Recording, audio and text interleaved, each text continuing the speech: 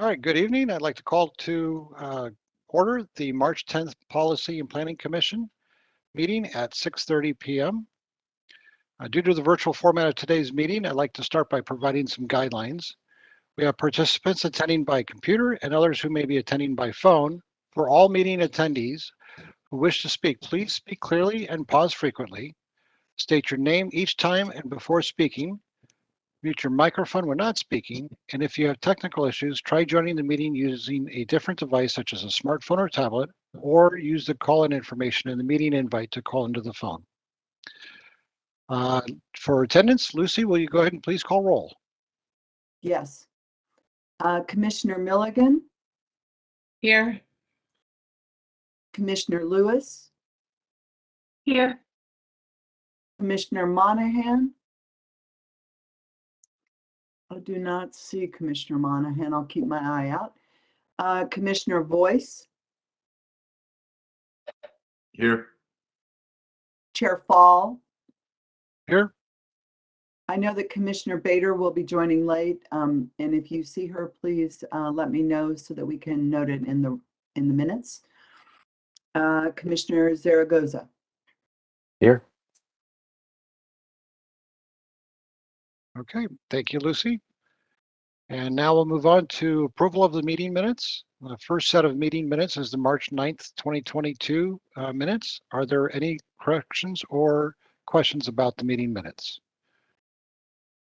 Okay, hearing none, the meeting minutes for March 9th are approved.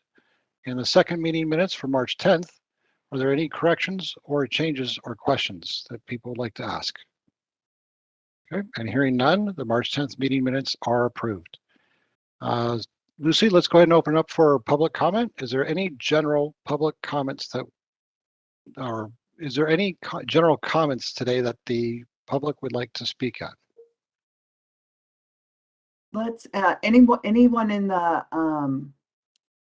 any attendee who would like to speak, if you would raise your hand, please, either by pushing *3 on your phone or raising your virtual hand. I do not see any. Thank you.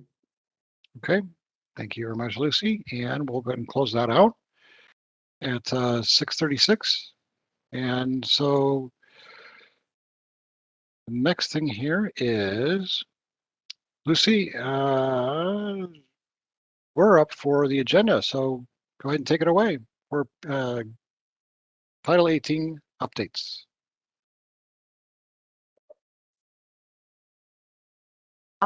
So tonight the presentation is going to be broken into several parts.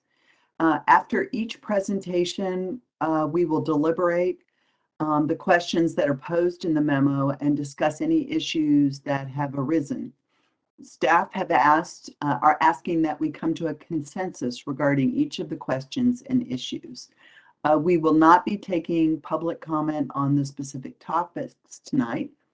Staff have focused their presentations on examples as to how the new code would be applied or in response to public comments. The first presentation will be on geologic hazard areas, and it will be made by Jim Johnson, who is our consultant from Golder. I'm going to share my screen while he presents.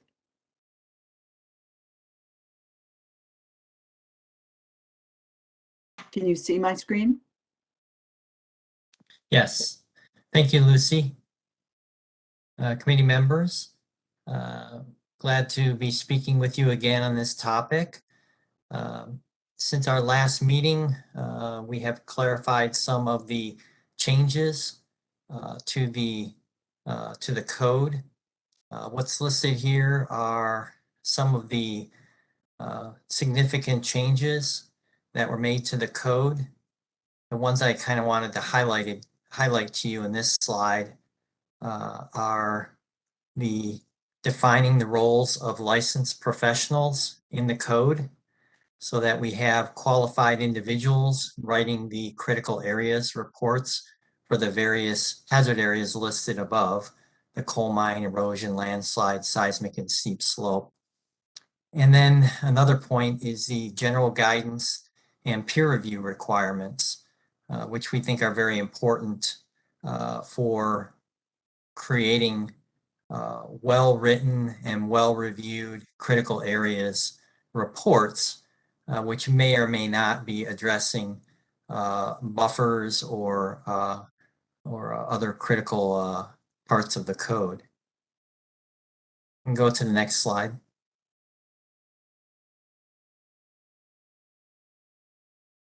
I wanted to take a moment to illustrate one of the points about steep slope hazards. And this applies as well to landslide hazard zones. So the buffers are applied to the top and the toe of the hazard and also to the sides. So in this cross section, imagine the steep line in the middle is a 40% slope. So the minimum buffer of 50 feet would be applied to the top and the toe, and that would be the green lines in this figure.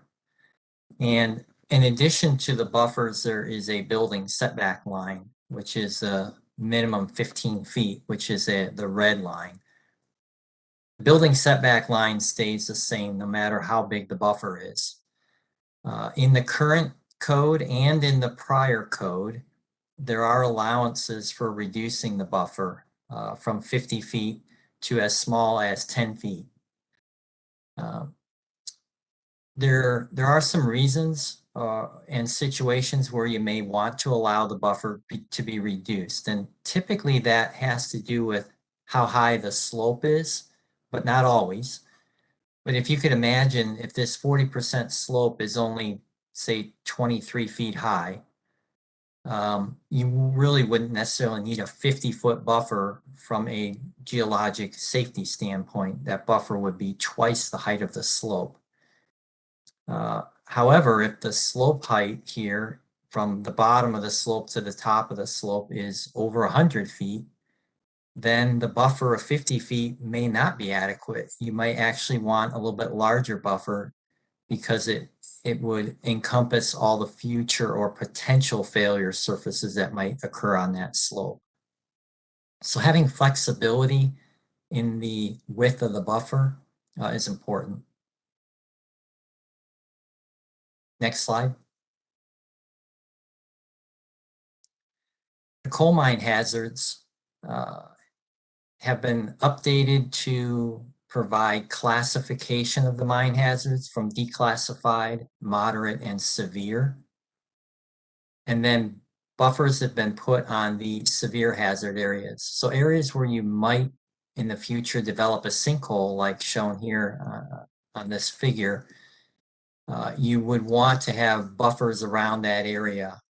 The reason for that is you want to make sure that you have access to that area potentially in the future if subsidence does occur to mitigate it, and because you want a bit of a buffer for to account for maybe a bit of inaccuracy in the science of determining where that actual hazard is. So those are in the code now. Next slide.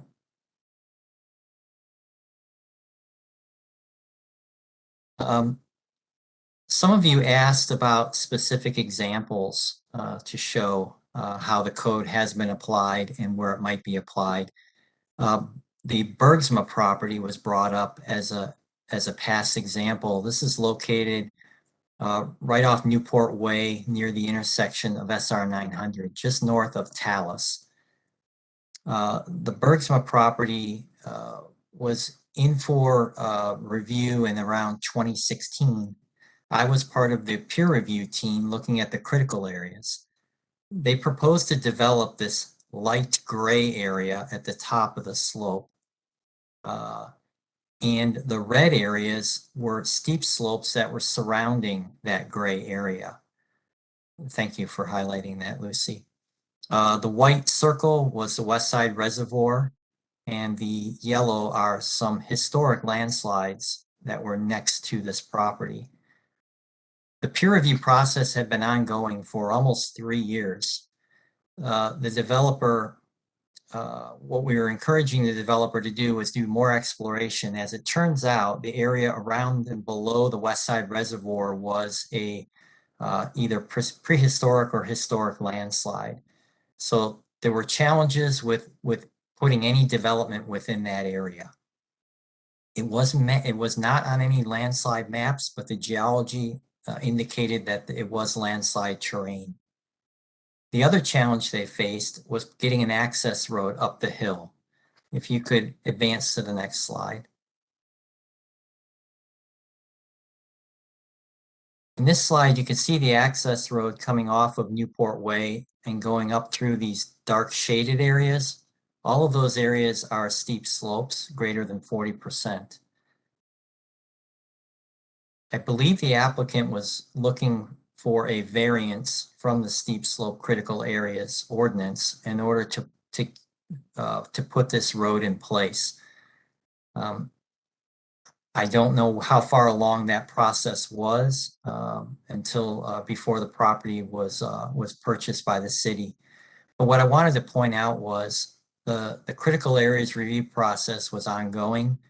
There were no guarantees that the applicant would be able to get above or through these hurdles, particularly the steep slopes around the access road, and then a good portion of the development area may not have been developable because of the landslide hazard, the area or just downslope of that tank. Next slide. This is a recent example of a application for a steep slope buffer reduction. This is along it's right near the intersection of Black Nugget Road. It's a Sunset or Sunrise Assisted Living. And this is adjacent to West Fork of Issaquah Creek. So the red area is the steep slope critical area. And the applicant asked for a buffer reduction from the top of the slope here so they could build this building. We worked with the applicant on looking more carefully at the slope stability, and they had to demonstrate that they could have adequate slope stability to justify this buffer reduction. They did a few things. They actually deepened the foundation of the building, and they were able to safely demonstrate that they had adequate factors of safety, 1.5 for static and 1.1 for seismic. And the buffer reduction was granted. As I explained before, having some flexibility, well, let me go on to the next slide because I'll cover it there. This slide shows the geologic sections that they drew through the development, and those were the sections that were analyzed for the stability or for the buffer reduction. Next slide.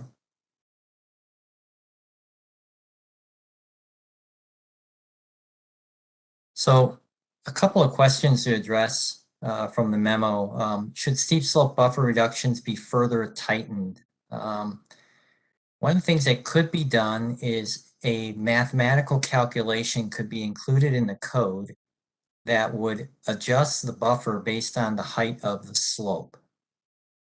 So the lower the slope, the smaller the buffer, the higher the slope, the bigger the buffer. What I was mentioning earlier in the Sunrise Assisted Living, in that case, the buffer would have likely have been pretty large, and it probably would not have allowed that building to be built if there was a mathematical criteria, because the buffers typically are larger for larger slopes. And I want to point out that if a mathematical criteria were implemented, it would naturally be a bit on the conservative side, therefore leading to larger buffers for bigger slopes. And it would be less flexible. There was a question about peat deposits raised in our last meeting, and we've looked into that, and most of the peat deposits are typically protected because they're in wetland areas and wetland buffers. But some additional work would probably have to be done to answer questions about what types and quantity of peat deposits there are. Not all peat is the same. It varies significantly based on organic content and moisture content. And then what types of geotechnical standards could be used to minimize the removal. Developers don't like to dig it out if they don't have to, but sometimes it's more cost effective to remove it. And then are there mitigations for removal such that you could rebury it potentially and mitigate the release of CO2, which seems to be the most important issue with removing it, although there are others. And then the third bullet you can read. Lucy, I think that concludes my presentation. Would you advance one more slide to be sure? I think so. Yes, the next slide is the questions and deliberations slide. Questions, I thought so. Thank you. And Commissioners, I'm happy to put the slideshow back up if you need it during your discussion of the questions.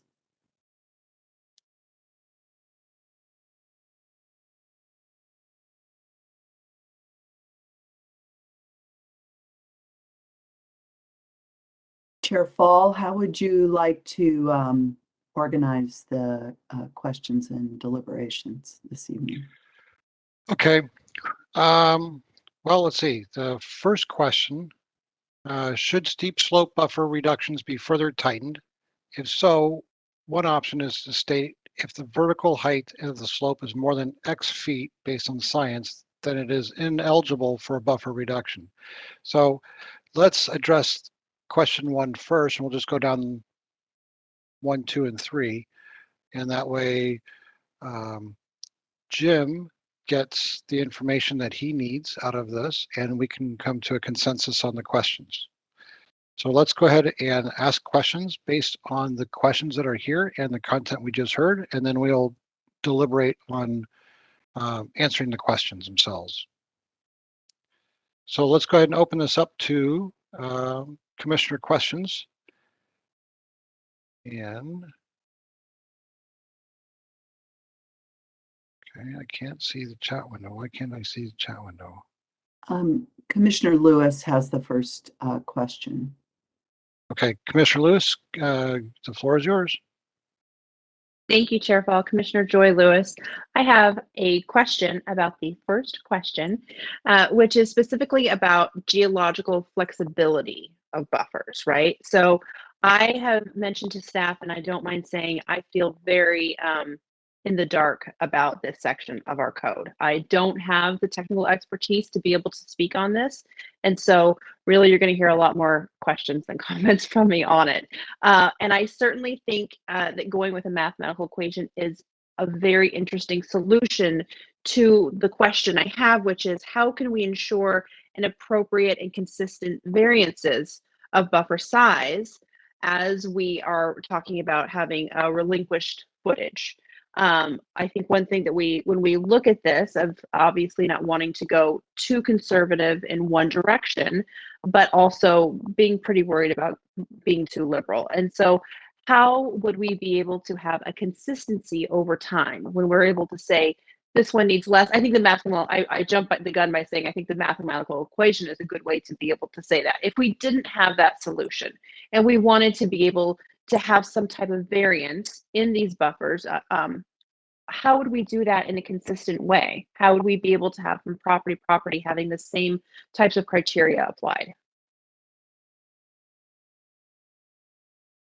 That's a challenging question. I think having consistency is good. I think the way the code is written or had been written, there was a natural tendency for applicants to think all they had to do is write a report and they would get a reduction to the minimum buffer. And I think that was the opinion of a lot of residents too, and their concern. It's tough to address that other than to tighten up on the granting of the minimum buffers. Now, it may be possible to have something in a mathematical code that would restrict the minimum side of that buffer reduction based on the slope height. So, you know, you could have a min and a max, but the min would be based on the slope height. The max would not necessarily be constricted because you could have situations where you want to have maximum buffer. Because again, not all slopes are equal. But you don't, like you say, probably want to err on the small side, you know, a smaller buffer. And I don't have a good answer for how you would try to make that equal across the board because not all slopes are the same. So one project might get a buffer reduction, the other one thinks that they might be entitled to, but they might have different slopes. What would be the harm of playing it more conservative? You mentioned that using, you know, the first question of using a mathematical equation, and let's say that we decide that we don't want to have very much flexibility. Obviously, wanting to think about the safety of our slopes. Can you give me an argument for why having less of a variance there would be harmful? It could Other than obviously income. less land is used. Obviously, you're putting out a smaller building, a smaller footprint. Yeah, exactly. I mean, the sunrise assisted living, like I mentioned earlier, that building would not fit on that property without the buffer reduction. Could they redesign the building differently? Possibly. So it would require it would mean further property is encumbered by the steep slopes, but it doesn't necessarily mean you couldn't build things. Do you recall off the top of your head what the variance was? How many feet they ended up getting, for instance? Yes, they went to 10 feet in one location or one area, and then they went to 20 feet in another. So they didn't go to the maximum or to the minimum everywhere. Okay. Thank you very much, Jim. You're welcome. Thank you, Commissioner Lewis. Commissioner Voice, you have the floor. Thank you, Chair. And I appreciate Commissioner Lewis's comments on consistency. I think that's what part of the goal is to provide that for applicants. One reason that I do like flexibility is because, as you stated, all slopes are different. Now, my understanding, Jim, is that all of these, because they're critical areas, are going to go through a peer review regardless, correct? That's correct. So we're already having the experts look at each of these sites independently anytime there's an application, correct? That's correct. Okay. So it seems to me like we should be able to get some flexibility because, again, all of these are peer reviewed. They're all in critical areas. Yeah, I guess, like I said, we're asking questions right now. But okay, so each site's independently looked at by experts, as you stated earlier, that all slopes are unique. Yes. Great, thank you. All right, thank you, Commissioner Voice. Commissioner Zaragoza, you have the floor. Thank you, Chair. Richard Zaragoza. So my question, I like the idea of the formula.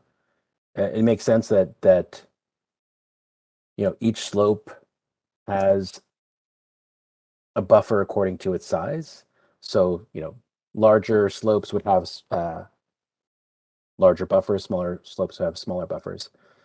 Since we're going through the peer reviews, I guess my question is, does the formula make it less flexible if it's peer reviewed and the particulars of a specific slope make it much safer to build on, even if the buffer requirements are asking for a larger buffer, and the peer review shows that it's safe to build regardless? Do you still have that flexibility based on the peer review, or vice versa? The buffer says the buffer formula tells you have this much, but you know after peer review, safety requirements extend that. Do we have that flexibility from the peer review? So we don't have a formulaic methodology right now. If we incorporated that, you could constrain the reduction side of it, so you couldn't go below a certain number for a certain size slope. And then you could leave the more flexibility on increasing the buffer size. The current code allows flexibility in the application of buffer reduction. So you don't necessarily have to grant a buffer reduction for all slopes to the same buffer on a site. And that is something I think the peer review process will look at very carefully, not granting uniform buffer reductions for all slopes on a site, but be very specific to the slope itself. Another part of this question, with the formula, you'd have a better understanding as a property owner of, my slope is much larger, so I have, I can calculate a larger buffer. That gives me some sense of the sensitivity of the situation. Where a 50, the consistent buffer is just kind of a number that everyone gets. Will property owners have a better, maybe you don't have the answer to this, but would property owners be able to estimate the sensitivity of their property area with a formula that was more sized to their actual slope rather than a consistent number? Well, the benefit of a consistent number is it's one number for every slope. If you apply the formula, I'm sure they could, if they have a survey of their property, they can calculate what that formula would apply, how that formula would be applied to their property. As the slope elevation or the height of the slope changes, the buffer is going to change. So it's going to be kind of a wavy line along the top and toes of slopes. So it's going to be a little bit more complex to implement, to draw on a page. But it can still be done. Okay, thank you.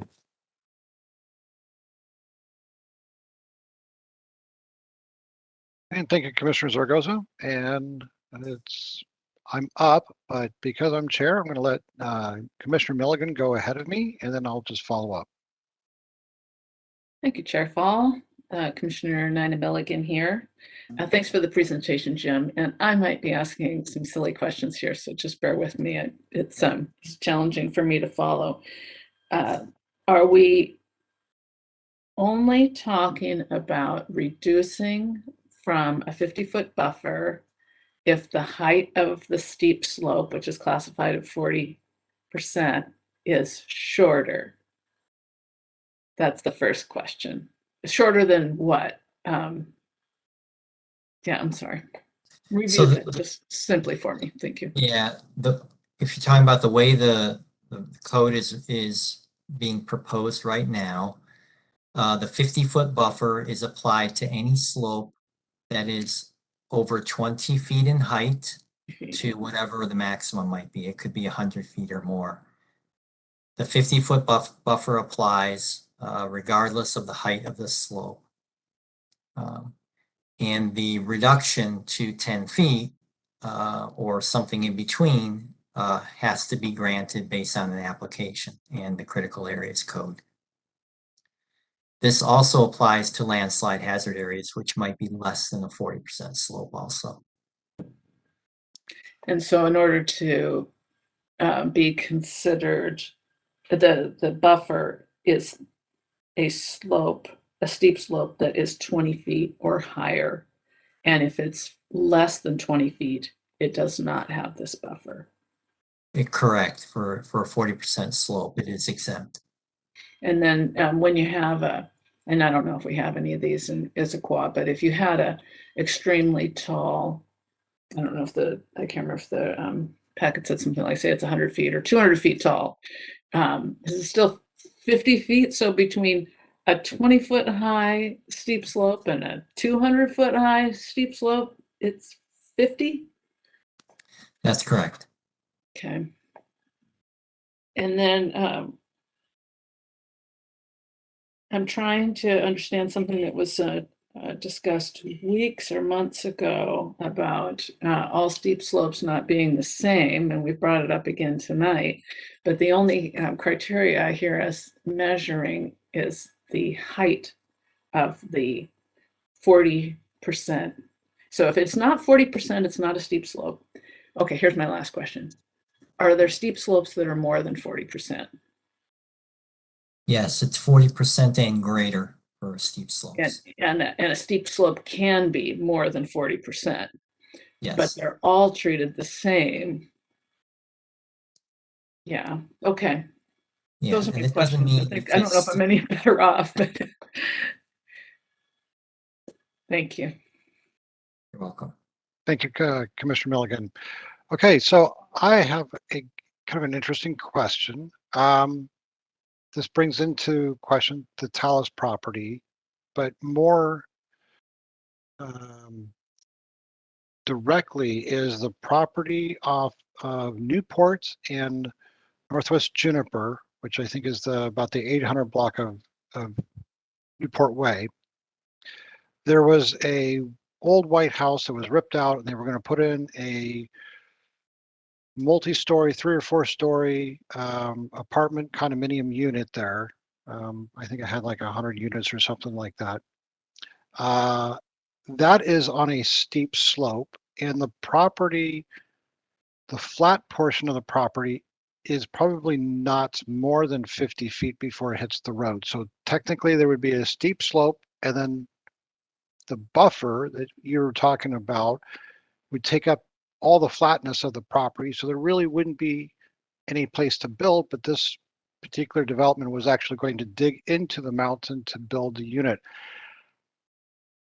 And I remember talking to our mayor about building on steep slopes and how we can move away from that so that we're not building on steep slopes.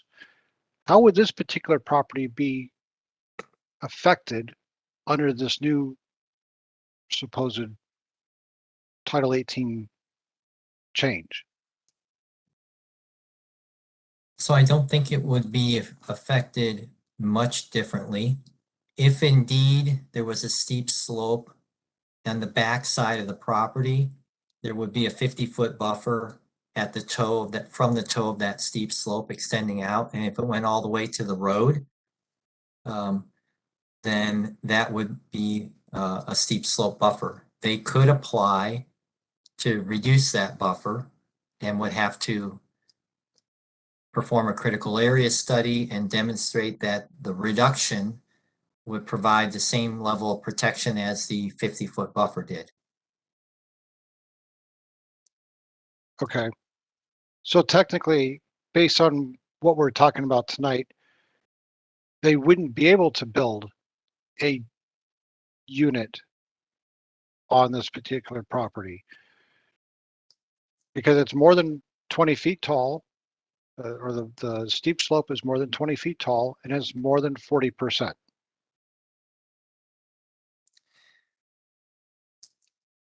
Unless they could get a buffer reduction and then build within the area that is reduced. And then I think Minnie's going to possibly talk about some other legal ramifications of taking. Sure. And before I'm going to let you go, Minnie, here, the other question I have regarding this, and I think Minnie can probably jump in with this as well, is if the city did some sort of peer review variance, if we had a mathematical computation to what, Commissioner Lewis was discussing as well as one of the questions that you had posed, is if we had a science-based checklist that we would make decisions based on, what the buffers would be. And if it went through peer review, as Jason was potentially implying, and there was slippage, then who would be liable? Would the city be liable? Would the developer be liable? So those are the two questions. So Minnie, I'll go ahead and Sure. So I'll answer the first one, which was if someone's entire property is 40% slope or more, and there's no way there's any other area that they can get some reasonable use of their property, then the city regulations cannot prevent that their economic value of the property becomes zero. So that's just a taking and a legal concern. I sent you all a write-up on a reasonable use exception. So cities are required to have that as a due process for every property owner. If our regulations completely reduce their property to zero because they can't do anything with it. Um, and what that reasonable use is determined really on a case-by-case basis, and it has to be the minimum development potential to get some economic use out of it, not clear cutting the whole site or anything like that. So that would be an option that the cities are required to have that as a legal out or a due process for every property. Obviously, we would look at what's the minimum impact and how to minimize all that, and that'll be factored in. It's a public hearing process under the code right now. The property owners next to the property are notified, and it's a specific criteria that they have to meet and show that there's no other way they can do any development of the property, and their economic value is zero. To answer your second question, which was who is liable for any kind of development, that if the city approves a buffer reduction and then the slope fails, obviously we are not going to approve anything that has a safety consideration or an impact. That's the whole point of these rules and regulations, is public safety and protection of public, safety, welfare, all of those things are the reason why these rules are, and that's why they have to be based in science, and that's why the technical experts look at all of these and verify that that doesn't happen. If it is an accident or an act of Mother Nature, then it can depend on the specifics of what caused the landslide. As part of any development on a critical area, as getting their permits, there is an indemnification form that we have property owners sign, where the city is not liable for that. So that's currently in our process, and that is not proposed to change with this, which is hold harmless or indemnification, whatever you want to call it. So, Okay, and to that point, bring it into the Talus situation, parcel 9 that had the slide, the city would have been on the hook for it if the developer had filed bankruptcy. So in terms of liability, it would have yeah, come back I to mean, the we're city. not going to discuss litigation, right? I mean, the who's liable or not, that's not part of your discussion. You're looking at the code here and really looking at whether it's protecting and meeting the regulation standpoint. So unfortunately, we can't get into legal concerns or issues of a particular site or a property. I understood, but Mhm. again, I'm getting back to, we're talking about peer review and the ability to um, make changes based on judgment of, because not all slopes are treated the same, because the construction may not be all the same. But if we're going to allow developers to possibly build on a steep slope or convert it to a less steep slope, or build within the buffer zone and there's slide as a result of that development, then this, Yeah, basically what I'm these saying is the regulations city's are. making an Sorry, adjustment to a property to make it allowable to be built when it may not be prudent to build. You're absolutely correct. That's why we have these regulations to prevent those kind of incidences. We don't want landslides, and we don't want people to be hurt, or public safety is paramount in the geologically hazard areas regulations. Now, when we discuss wetlands and streams, there is the protection of the habitat, but this particular topic, the focus is really public safety and making sure that development doesn't occur that creates those kind of problems. That's the whole premise of having these regulations. Okay. All right. Thank you, Minnie. And another question from Commissioner Voice. You have the floor. Thank you. Quick question, anyone from the city can answer it. Wondering how many different situations we've had to date of landslides caused by these steep slopes have occurred in the city within last 20 years. Just a round number. 0? I actually have that number, I think. So I want to make a distinction here that most of the landslides that have occurred since the 1990s have not been on steep slopes. They've been on slopes that are less than 40%. Examples of those are Talus Parcel 9, the Foothills landslide, Goody Place, and the West Side Reservoir. Those were not on steep slopes. So in your professional opinion, Mr. Johnson, what do you think of the current regulations? I think the current regulations, you're talking about the ones that we are proposing or the ones that are in existence now? The ones that are in existence now. In my professional opinion, they needed to, I thought the codes as opposed, where it came to buffers was pretty adequate. I thought they needed some help in defining the roles of the professionals involved in the analysis of the critical areas and some rigor in the critical areas reports themselves and in the peer review process. Because I think everybody really wants to do the right thing when it comes to critical area slopes and also other critical areas. But sometimes they lack the guidance. So I thought getting better guidance in the code about what is needed and what is expected of the applicants and their professionals to look at in preparing these reports. I didn't think that, except in the occasional sections, that we really needed more regulation like buffers and things like that. There were a couple situations like that. Great, thank you. Okay, thank you, Commissioner Voice. I'm not seeing any additional questions, so let's go ahead and go into the deliberations of the questions. So question 1, should steep slope buffer reductions be further tightened? If so, one option is stated if the vertical height of the slope is more than X feet based on science, then it is ineligible for buffer reduction. So if we can go ahead and answer that question or come up with a consensus on it, I think that would help Jim a lot. And then we'll hit question 2 and question number 3.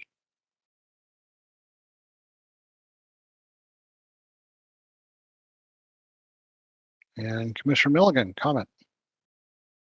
I'll go ahead and break the ice because I'm Commissioner Milligan here, Nina Milligan. I think what I want to say is that as far as buffer reduction is concerned, we already have a floor that a steep slope is not a hazard unless it's over 20 feet. So we've already taken into consideration the assumption that was made in the beginning of the slideshow and was somewhere in our packet that if it's, a couple feet high, but it's steep, it's not going to be a hazard because there's not a lot of, there's nowhere to go. So we've got a 20-foot base already. However, I am following the logic here and tend to agree with the idea that there should be a variable approach based on the circumstances, indeed. But I think that it's oversimplifying just to say that 40% or more, whatever it is, based on its height, should have a buffer reduction. I think there might, and I don't know how you would do this, but I'm hoping that there's something that's a little more sophisticated, that a steeper slope with a shorter run would have less of a buffer reduction than a 40% slope with a shorter run, if I'm saying that correctly. I think there's one more calculation that comes into this math.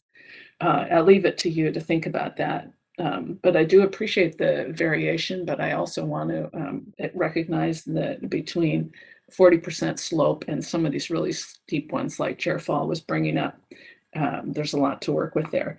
And then in closing, though, I want to really amplify the comments about the peer review. Mr. Johnson made a really great point that harkened me back to previous applications that came through me as a land use commissioner approving things, that I sometimes felt that the rigor of the review and the information that was brought to me that said, hey, it's okay to build here, was not convincing. And I think that we're not being asked that question, but I am so glad you brought that up, that wherever you can increase the veracity and of the study itself that is being brought to the staff, I think that is one place where we have more need for improvement. Thank you. Thank you, Commissioner Milligan. And Commissioner Voice, you have the floor. Great, thank you, Chair Fowl. So I'm ultimately someone who likes to give you guys a lot more flexibility than maybe some other people. I don't see why we pick out arbitrary numbers. I know, again, trying to harken back to a couple meetings ago, someone just, well, let's just either do half or 50. And again, we're not technical experts. So when I hear some people just throw out these numbers, sometimes it just seems arbitrary to me.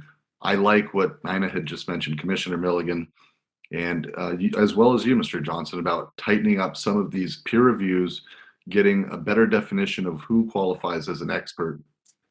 But ultimately, each of these situations are different and unique. You're already going through the process of looking at the site independently. So again, I'm going to favor more flexibility towards the scientists. I mean, right? That's the whole point. We're supposed to be listening and following the science. So my understanding would be, why don't we let the people who are the experts, the engineers, to come in? Because I don't know what the number is, and I'd be lying to say, oh, it's 10 or it's 20 feet. I don't know. I do know we have a dwindling land supply, so it would have been a shame if the Sunrise apartments weren't able to be built there. Because in the big picture, the less amount of building we're able to do, especially as we start becoming more compact, the less affordable Issaquah is going to be. So I think we have to look for some unique ways and some flexibility. And I think this is one area where, again, we're already talking about a very small amount of critical areas that have to trigger this review. But once the review's in there, and again, I agree, we should have people that are better defined at what they're doing. Again, not a staff report, but if they're already going through this critical review process, bringing in experts from the state, to me, that should suffice. So that's my 2 cents.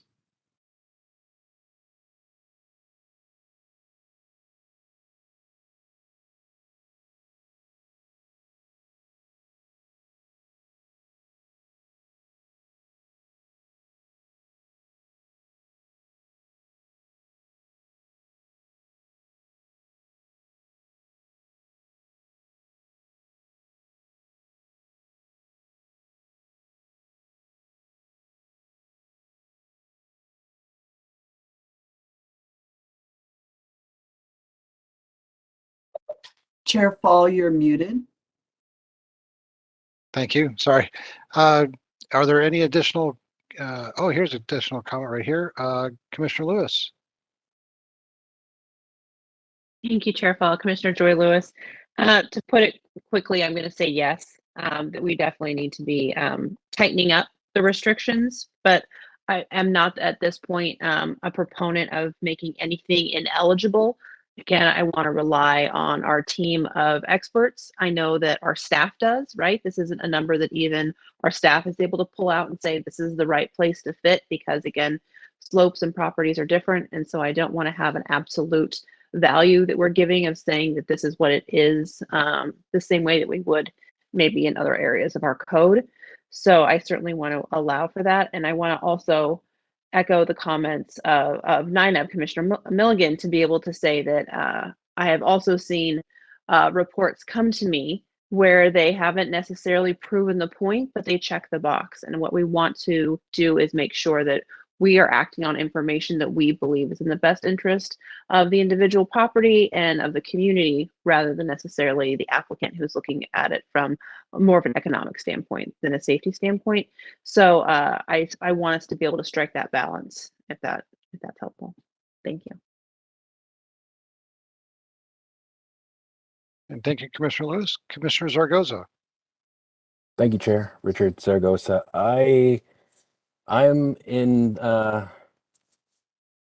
Commissioner Voice's camp. I think if we're increasing the quality of those reviews, then that gives us the flexibility to make the right choices based on science for that particular slope.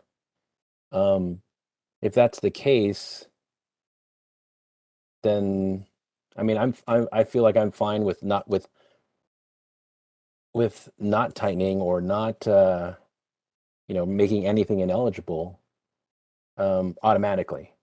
If there's a peer review, if there's quality science that says, we can have flexibility here, we can reduce that if safe, then I think that's enough. That's it. Thanks. Thank you, Commissioner Zaragoza. Okay, so to address question 1, if I'm understanding this correct, there is a general consensus to say that we want more educated reports and analysis done on steep slopes and more emphasis on qualified peer review to allow development in buffer zones of steep slopes. Commissioners, nods, yes. Is that kind of where we're going with this? I'm just going to unmute myself. Commissioner Voice, I think what we all agreed upon, even if we might have gone a little bit like this, is again, a better definition of who qualifies as an expert. And to the Commissioner Lewis and Commissioner Milligan's point is, again, that, the reports should be heavily weighted because of the time and the process it takes. But yeah, we don't want to see reports that check boxes. But if we can get that tightened up, I think we can all agree, at the very least, we can rely on these reports a lot more than just having arbitrary standards. I don't know if anyone would agree with that. It doesn't necessarily mean there can't be, and this is one thing I'll just say for me, I appreciate Commissioner Lewis saying we want some consistency so people know. I think my point is, if we're going to go through this, we're going to tighten up what qualifies as a peer review. We're going to qualify who can actually conduct these. Then we should allow it to have the weight that you would think it would have.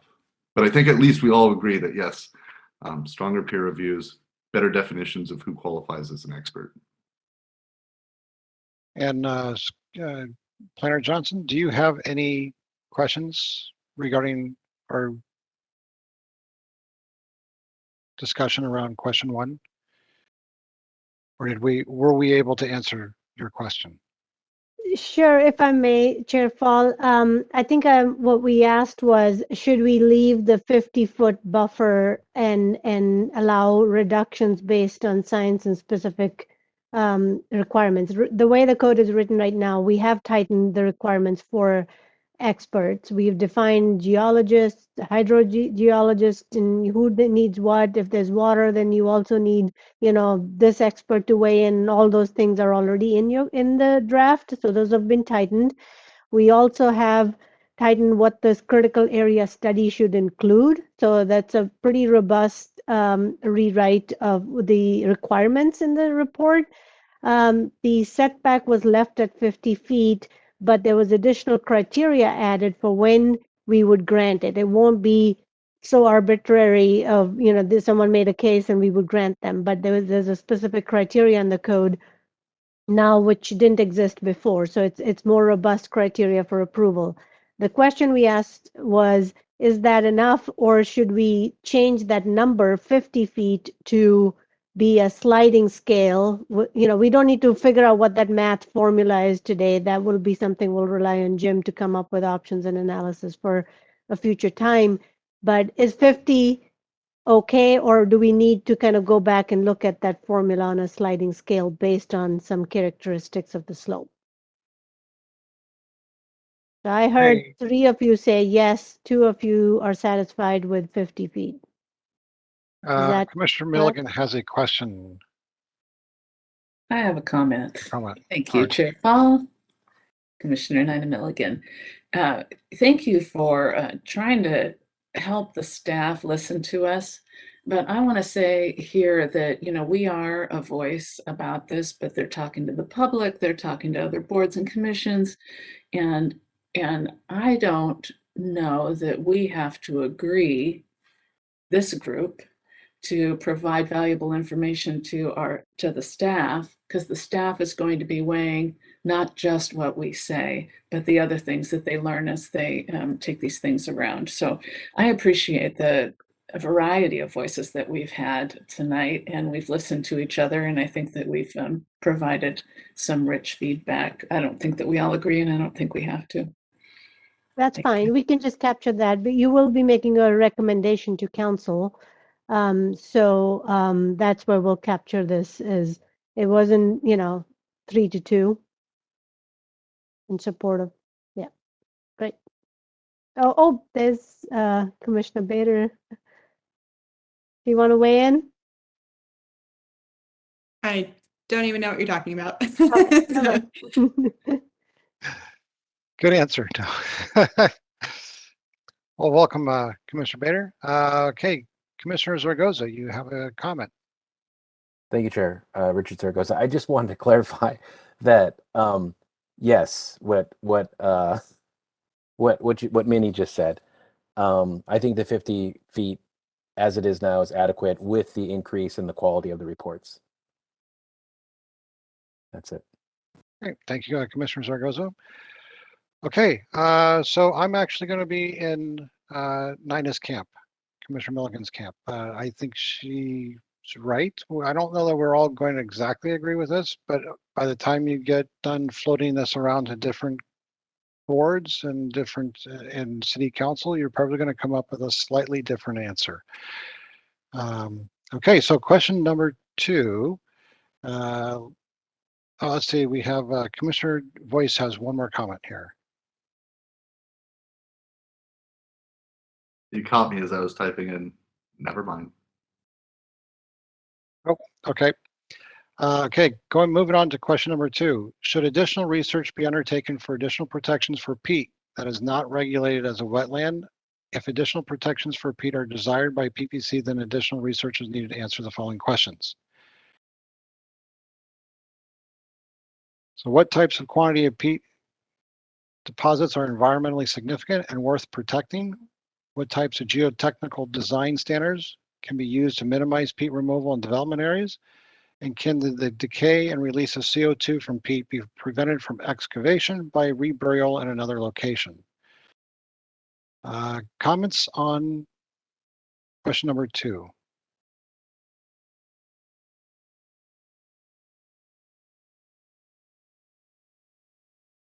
And Commissioner Lewis, you have the floor. Thank you, Chair Fall, Commissioner Joy Lewis. Jim, I really appreciate what you said something earlier about peats, because it was my big point that I was coming to prepare is that there are different types of peat. And without a code that addresses that, it feels completely inadequate. So I have a resounding yes. I would love for staff to be able to tell me more about this is what we need to do to be able to answer these questions. I need to hire an expert. I'm going to go to council and say this is how much it's going to cost. I would love to be able to have staff be actually presenting to me saying, if you want to go this route, this is what it is. Because from this standpoint, from where I've been reading, we are wholly inadequate in our code of addressing peat. I can tell you from just a water standpoint, when we want to talk about how we're recharging our critical aquifers, how we're directing groundwater, peat is very important. And the idea that we would say, I think it's sort of covered in most critical areas, but I am not being provided a map of what is and isn't. I'm not being told what areas are not covered, right? The language we had in our document showed we overwhelmingly need to have more research done on this to be able to properly address it. And we need to be also informing our code of saying what types of peat we want to cover, because there is a variety of things that are not being looked at right now. So I hope that helps. Thanks. Thank you, Commissioner Lewis. And are there any additional comments? And Commissioner Zaragoza, you have the floor. Thank you, Chair. Richard Zaragoza. I'll just back Joy. I think knowledge is power. So the more we know about the peat in Issaquah, that's always a good thing. Thank you, Commissioner Zaragoza. Commissioner Voice, you have the floor. I also want to say something about peat. Now, it fits so well, but we want to keep this serious. So everything that Commissioner Zaragoza and Commissioner Lewis mentioned, but I'd also like to see a little bit of analysis. If we're going to do a deep dive, a deep study, I'd like to know what it kind of costs the site developers and the builders and all the people that make our wonderful city a city. What is also, if we're going to do an analysis, let's do it. So let's also try and include that. So again, some analysis about what it costs to remove, dispose of, all of it. So that would be my 2 cents for that. And thank you, Commissioner Voice. So I'm actually going to be in, I think I back what Commissioner Lewis said. One of the questions that I really have is what's the environmental impact of removing it? Are we better off leaving the peat there? What does it do to the land? Things like that. So going back to analysis, I think we need more analysis. I don't have, I can't answer question number 2 because I just don't have the expertise to do that. But I think we definitely need more research and more information to be able to make decisions. And so, Planner Johnson, does that answer or address your question number 2?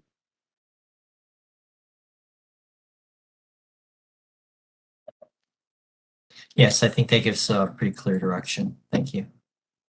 Okay, excellent. And so moving on to question number 3, the proposed changes meet the goals and outcomes for this update, or are they additional changes desired? Comments?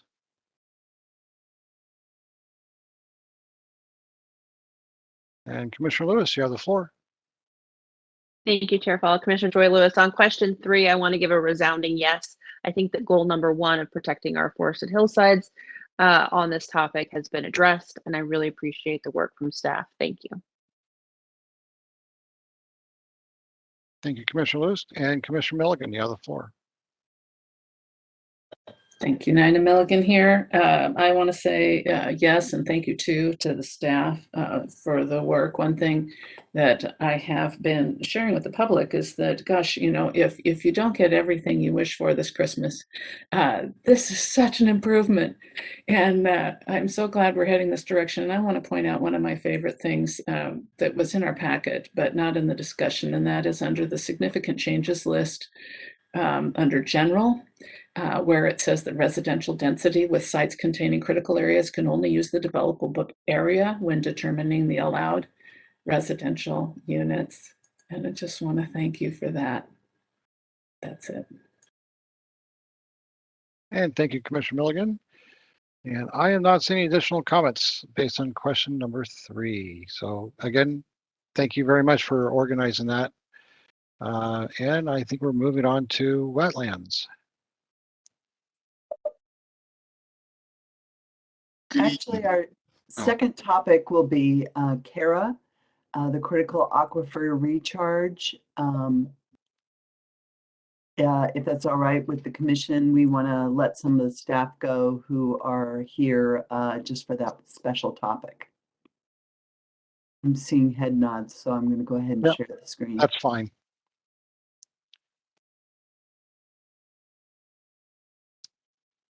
All right, thank you. I am, as you may remember, I'm Gary Shimmick. I'm your Utilities Engineering and Environmental Program Division Manager.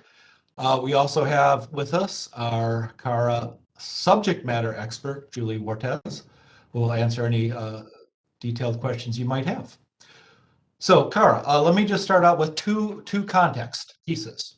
One, I think we're really lucky to be having this discussion because a lot of our neighbors don't have a recharge area. Reminder that about 40% of our water comes from our aquifer. Redmond, where I used to work, also had that, and a few other locations.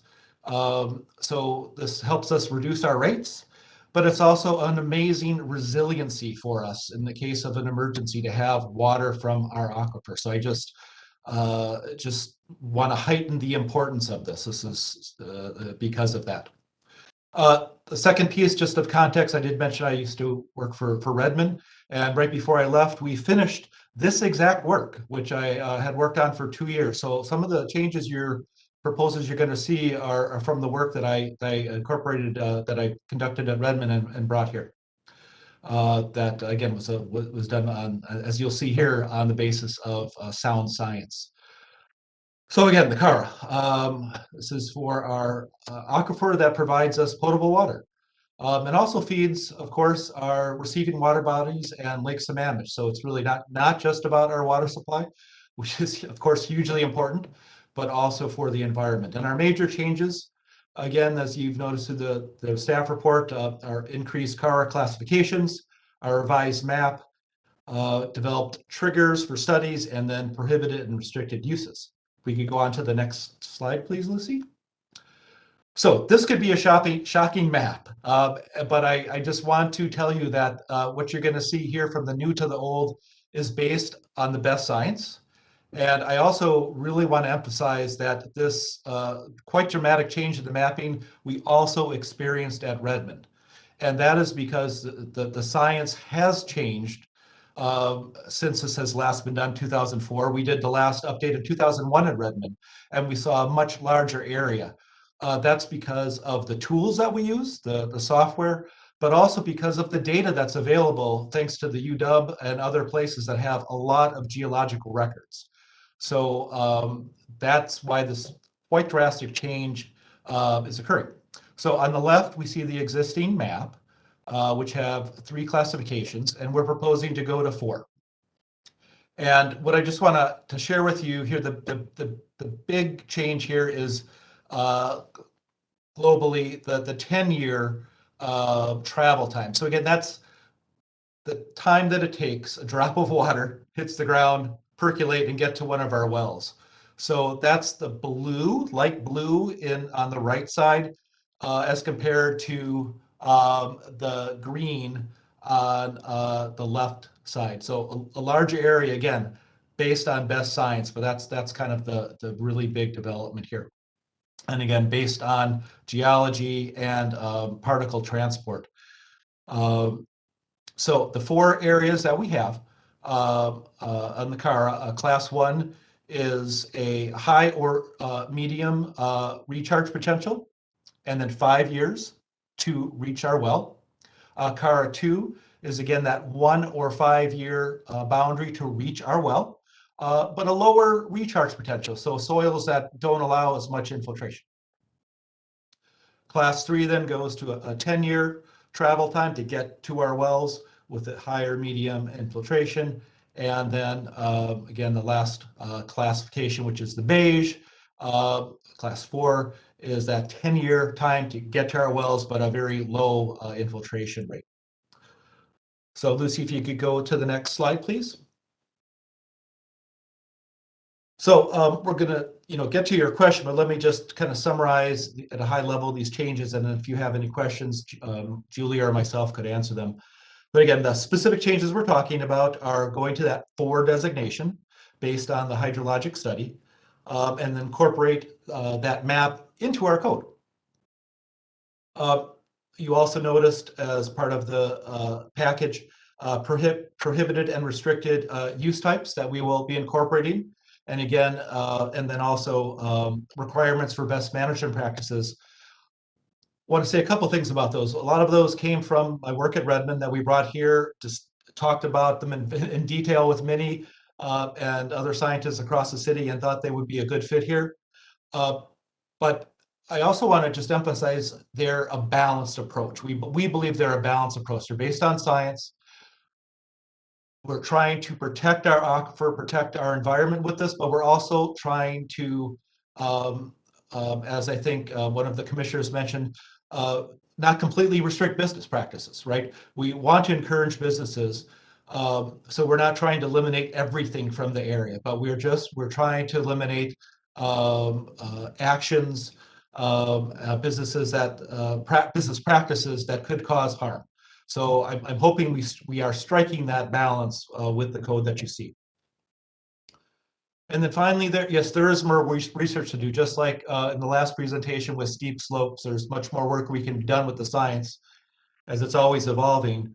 And I just want to highlight a few things we're going to continue to working on that probably won't make it into this code, but the next time around, you'll probably see some changes. We want to evaluate the practices that could inhibit, redirect, or reduce the volume of groundwater flow reaching our wells.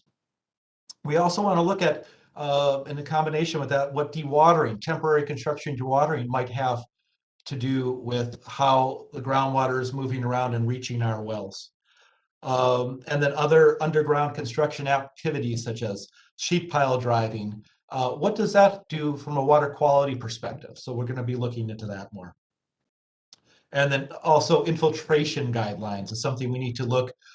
We are looking into that, as you've seen with our stormwater code, but that is again a topic that continues to be emerging and evolving, so we need to follow that. So that's what we have here today. Again, those are the significant changes, the regulated activities, and then the continuing research we're going to do. So then just we'll pose this question to you. But if you need to ask us any questions before you get to that question, just feel free to ask us. Thank you very much for your attention.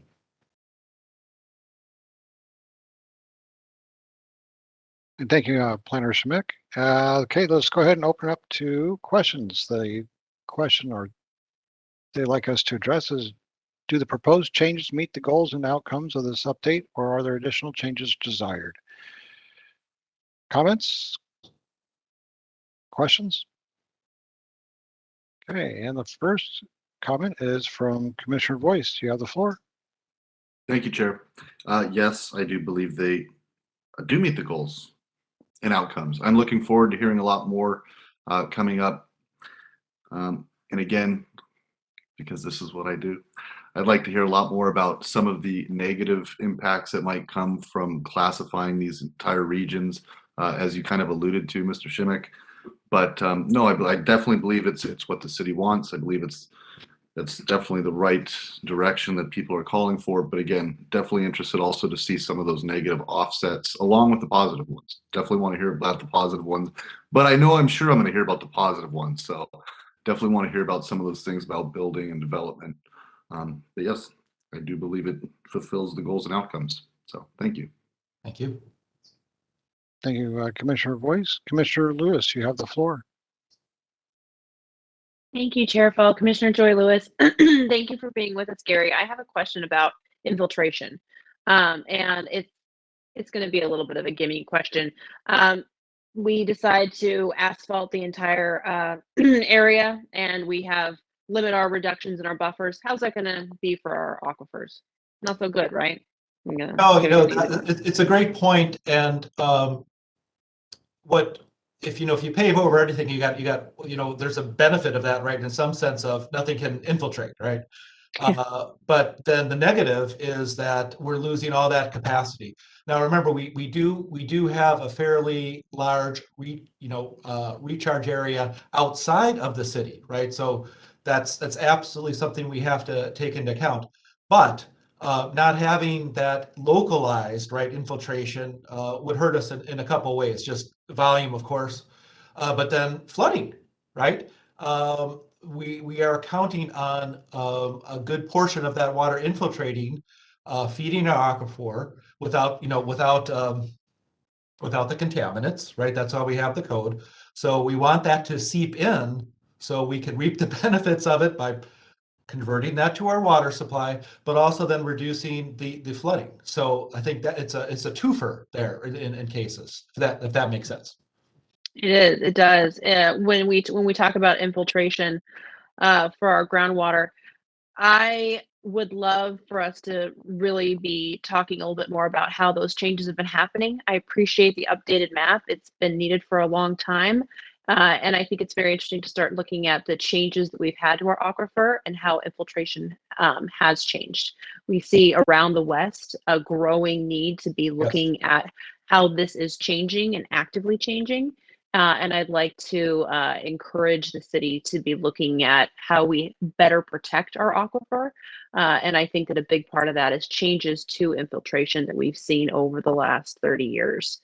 Okay. And being able to have that science to bring to our boards and commissions and to council to be able to say, this is why we need greater protections. I really appreciate the comments you've made about best practice management. I do think it needs further investigation. And I really appreciate the work that's been done on this, and I hope that it continues.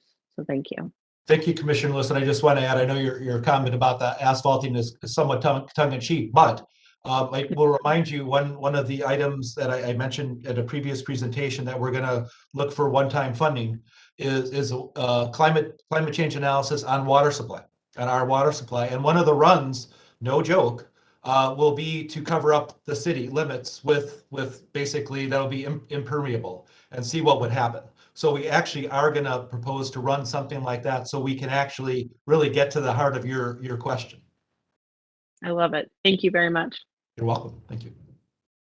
And thank you, Commissioner Lewis. And Planner Schmick, I have a question here, so I don't see any questions after me. Going back to the map, can you show the map that you had up there about the 2004 comparison? Lucy, can you help me out there?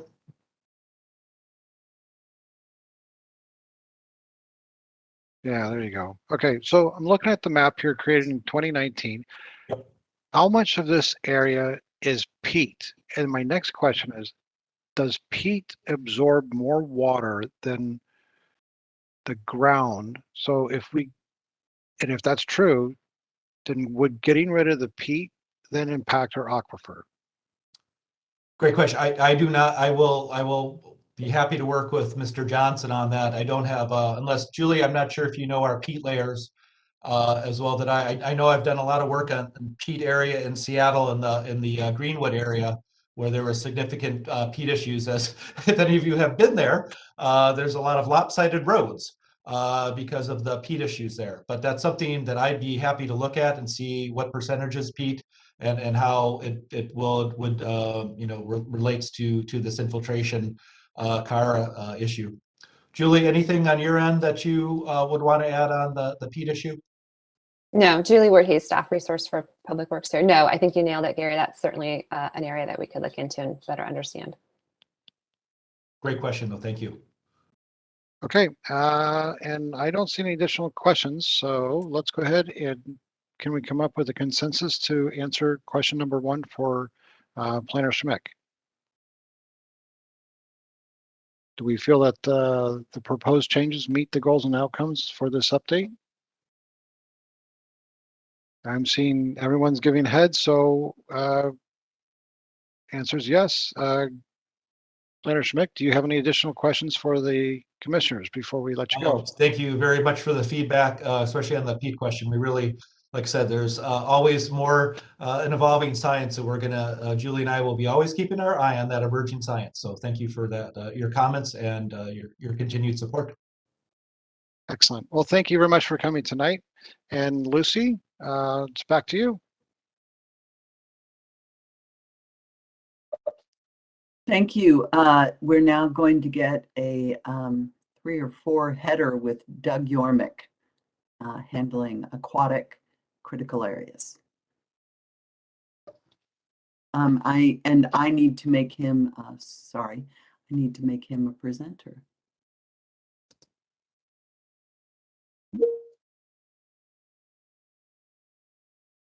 Lucy, before we dive in there, I just want to make an update here. Time is 7:50, so this looks like quite a big topic here. Well, we'll see where we get to. Hey, Lucy, Commissioner Joy Lewis. We're jumping around in the packet a little bit. Do you mind starting us off with what page we're doing right now?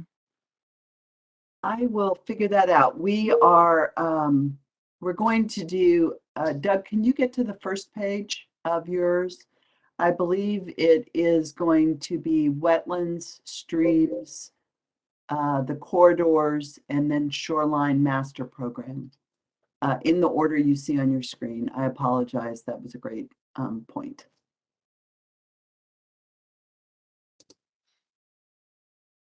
Do you need me to provide the page number or? It's page 36 Thank of your you. agenda packet.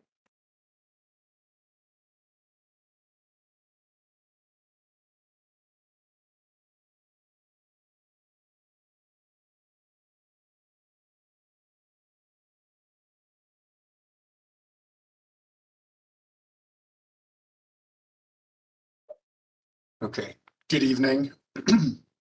I'm Associate Planner Doug Yormick, and I have a few topics to discuss with you, and I will try to make this as brief as possible so you can get into your deliberations since we're pretty crunched on time.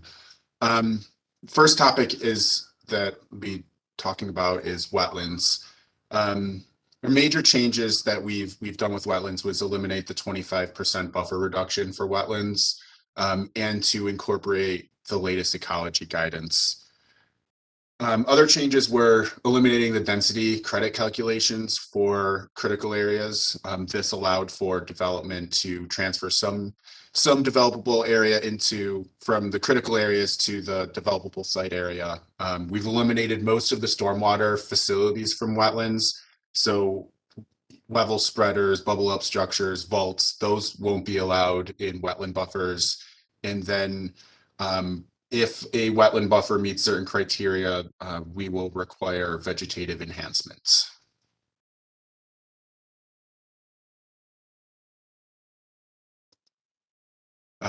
Here is a slide of our current wetland buffer widths and our proposed buffer widths.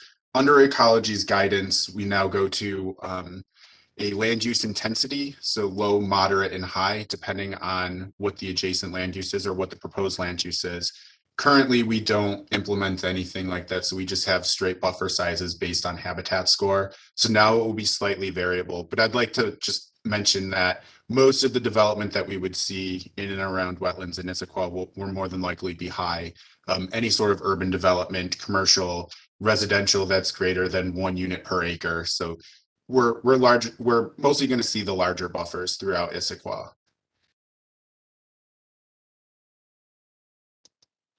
And then besides the rest of the wetland update, based on the comments from the public, staff seeks additional input on the normal maintenance and repair for private roads to be included in the exemptions from the critical area regulations. We would match private roads similar to the exemption that we already provide for public roads.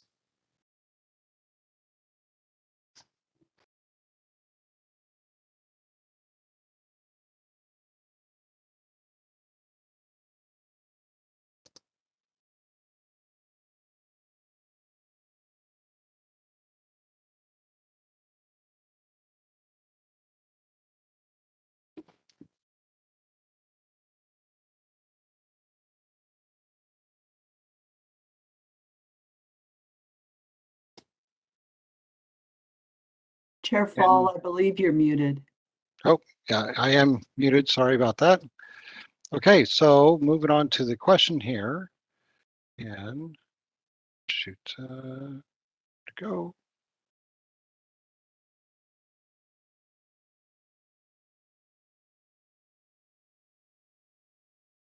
Okay, so do the proposed changes meet the goals and outcomes of this update? Let's go ahead and open it up for comments. I'm sorry, not comments. Let's open it up for questions. Are there any questions? And the first question is from Commissioner Voice. You have the floor. Not so much a question. I was just going to answer the road question real quickly. Yes, exemptions should be made. We don't want people ignoring their roads and letting them fall into disrepair because they're afraid they're going to trigger something or have a heavy burden placed on them. So yes, I would think that we should have an exemption for private roads. Okay. I'll come back to you with more questions. And thank you, Commissioner Boyce. Commissioner Lewis, you have a question? Yes, thank you, Commissioner Joy Lewis. Doug, I'm curious if we can have a bit of a hypothetical of a real world situation with this in regards to the question, page 35, number 2 on private roads being given a pass. I'm curious, basically, what would a proposed mitigation look like if we decided to go that route? It would have to mitigate for the square footage of the impacts. So if it's in a buffer, it would be a minimum of 1-to-1 ratio. I'd like to add, like this would get you out of the critical areas regulations. There would still be a permit review, and you'd likely trigger in most instances if it met the size threshold, stormwater standards as well would have to be upgraded. It's just that they wouldn't have to do, the buffer impacts that would be associated with doing normal maintenance and repair. And this wouldn't allow for any sort of expansion. This would just be repair. So resurfacing, things like that. So, but by allowing this for normal maintenance, Mhm. that means that we would have less oversight, correct? We wouldn't be knowing if it was being widened. It's a private road No, and it doesn't need a review. no, it would still Because get a review. There would still be permits required. It would be exempt from this particular chapter, but we would still review it as a permit and would have to meet the development standards from other chapters. Okay, so right now, all it would be is that your question is about these impacts needed to be mitigated. It's the city's position that they shouldn't. Is that how I'm understanding it? Yeah, it would be to align private roads similar to the exemption that we have for public roads. Thank you. Okay, and thank you, Commissioner Lewis. Commissioner Milligan, you have the floor. Thank you, Chair Fall. Nina Milligan here. My question has to do with wetland mitigation and through the review process of this part of the Title 18, I've heard from others and I've had the same concerns myself about offsite mitigation and pay in lieu. And I wonder how the draft code has evolved in response to those comments. Yeah, so we're in a little bit of a situation with when it comes to other permits that are required for direct wetland impacts. So if you directly impact a wetland, it gets filled, construct something on top of it. There are other permits with the state and federal agencies that you'll also have to receive. One of those are permits from the U.S. Army Corps of Engineers, and they will have to approve any mitigation measures as well. Right now, their policy is, since we have a wetland mitigation bank within our watershed, that's the first priority. They want to get away from permanently responsible wetland mitigation because it often fails. So now this is an assurance that there is no loss of wetlands within the watershed, and this is their way to ensure it. We would like to see wetland mitigation closer, but right now, in a lot of instances, our hands are tied with receiving other federal permits and state permits. We're trying to create incentives for having some sort of on-site mitigation as well, but this would be voluntary on their part and not necessarily required, since they're already the impacts that they're already creating are being offset. So it would be going above and beyond and legally kind of in a sticky situation there. Okay, so then if I can rephrase just to refine the question, in our new draft code, have we done all we can to limit the distance of the mitigation of a wetland, whether it's with money or offsite? Have we done all we can knowing the complicated landscape, or could we do more?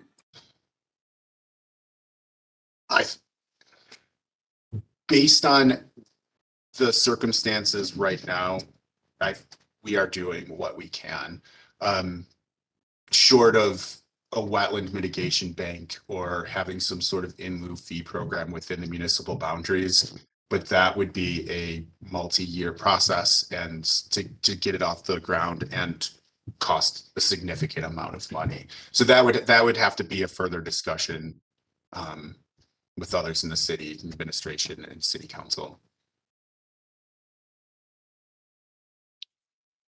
Okay, and thank you, Commissioner Milligan. Okay, so with that said, are there any comments to the question? So I think we are in somewhat of a consensus, are we not? Nods? Commissioner Lewis?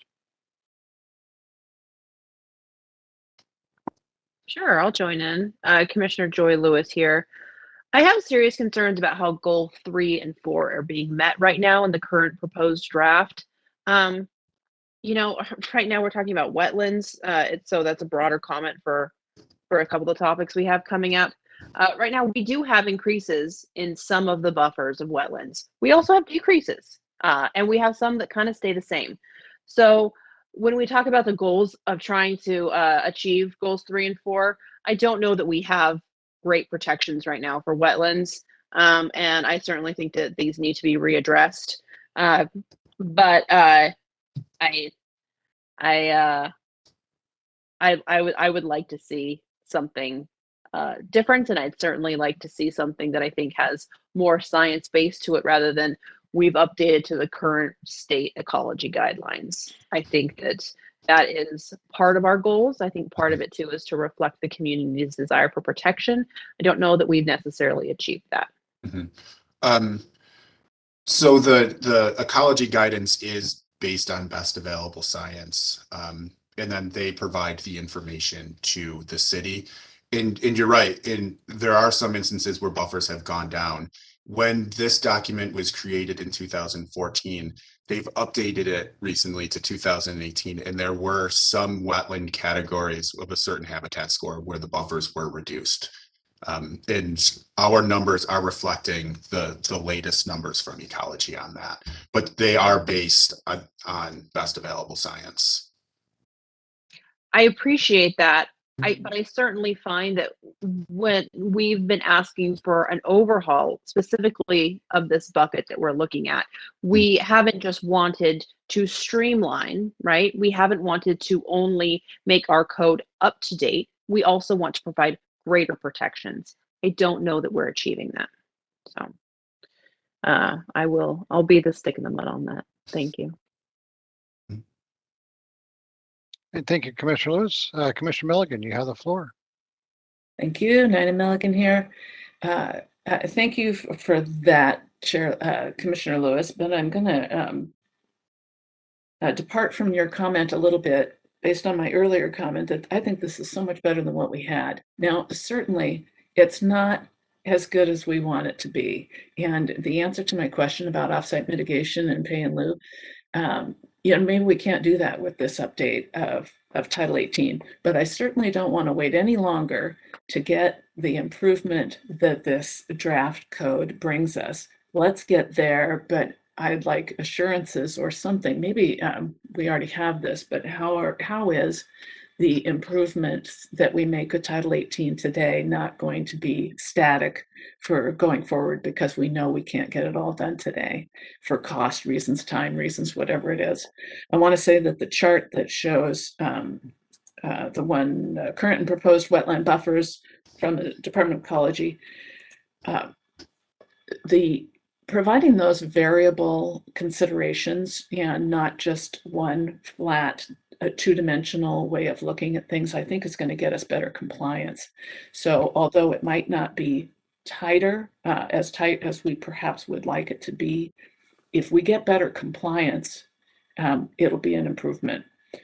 So I support the draft code, and then in comment to the road regulations to have private roads the same as public roads seems only fair, and that is my basis for agreeing with that. Thank you, Commissioner Milligan. And Commissioner Bader, you have the floor.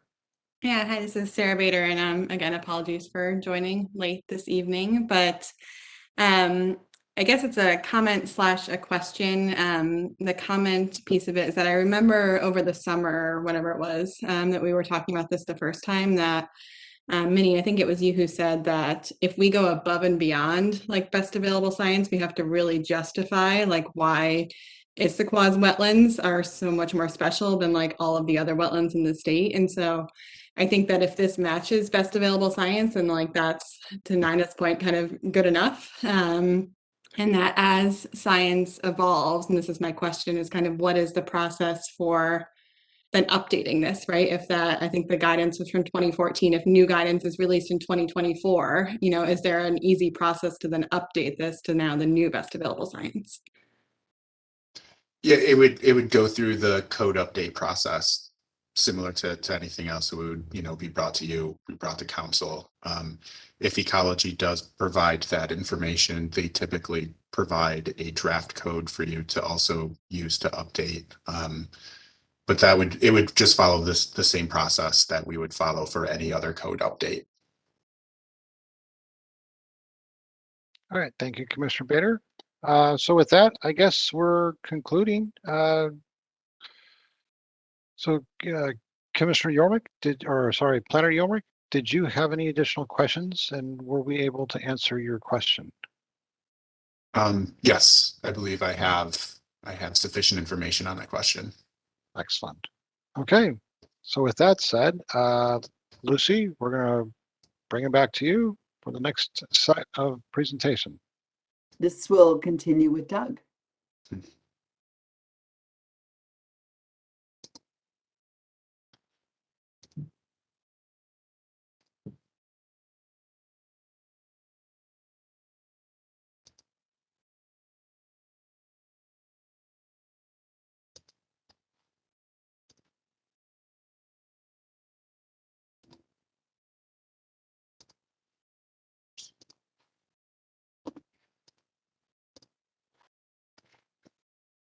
All right, so the next topic is streams. Similar to wetlands, we've eliminated the 25% buffer reductions and are only going to allow stream buffer averaging. We've updated our stream classification to match Fish and Wildlife stream classification system, and we've further defined fish use or potential fish use. And that also leads into the ditch versus stream clarification. So now if a ditch has fish use, it will now be offered the same protections as a stream. Similar to wetlands, we've eliminated the density credit calculations and eliminated most stormwater facilities from wetland buffers. Those are the same stormwater facilities as we discussed in the wetland section. And then another addition is culvert replacement. So if there is a stream that has fish habitat upstream from a fish culvert and that culvert is blocking, if a development is touching that road section where the culvert is located, then culvert replacement may be required. Here is our current stream classification and our proposed classification system. So currently we have 5 different classes. There's 2 class 2s, which is why there's 5. One has salmon, one does not. We are now going to stream types. So type S are shorelines of the state. Type F is a stream that has any fish presence. MP is it's a stream that has no fish, but it's mostly a year-round stream. And then type NS are seasonal streams and no fish are present. And then with that, 3 questions that we're seeking clarification on. One of the public comments addressed standards for stream bank stabilization. Currently, we have stream bank stabilization requirements in the Shoreline Master Program, so it would bring this in alignment to what we already have for Issaquah Creek and East Fork.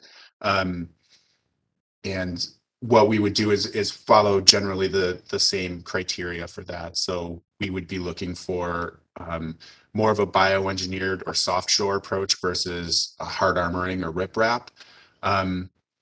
We also received another public comment regarding stream buffer averaging, and should we consider eliminating averaging altogether and just have the straight stream buffer sizes? And then same as the wetlands, it's the question on private roads on whether normal maintenance and repair should be exempt from the requirements of this chapter.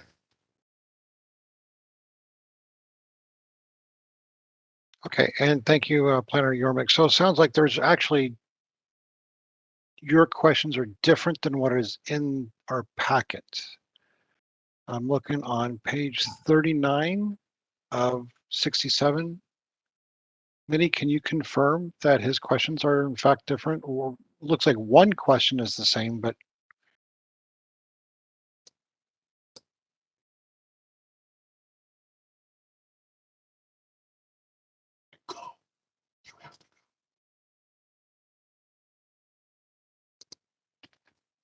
or Lucy?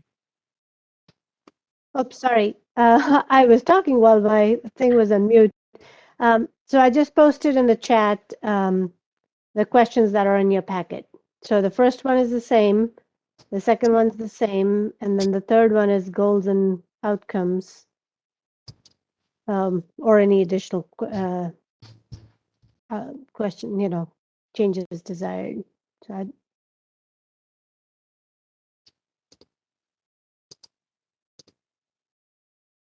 Early modifications. So just if it helps in your discussion, the first one's talking about not hard armoring the banks, and our recommendation on that is, sure, we can make that consistent with the rest of the stream. So that's a good comment, public comment that we've received. And the second one, I think we also could agree with that because our buffers are where are and averaging for streams is always tricky. So I think that would probably be a good thing that we could incorporate. We would keep the averaging for the wetlands, but eliminate it for the stream buffers if you all think that that's the way to go. And then we're really looking for any feedback if you have any other changes you'd like to see. Okay, because the question number one is not the same. What he just posed is not the same as what's in our packet. Yeah, maybe it's just wording is slightly different, but it's getting at the same thing. Okay. The stream bank stabilization, so no hard armoring, just bioengineered shorelines, similar to what we have in the shoreline master program. Okay, so let's go ahead and open it up for questions from the commissioners. And Commissioner Milligan, you have the floor.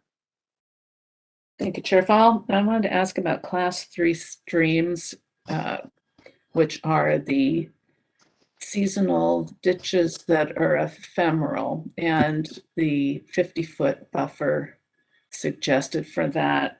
How is that different from what we had before? And tell me a little bit more about how that relates to the elimination of the Class 4, so I can understand that better. Thank you. So Class 4 streams are they are historic streams that have been altered in some way, usually straightened to be more ditch-like. And so we've eliminated that classification and just folded that into the seasonal stream. And then with the Class 3, we're at this time, we're not proposing any buffer changes beyond the Class 4. Or what is now, well, is currently Class 4 to now type NS, and that increases from 25 to 50 feet.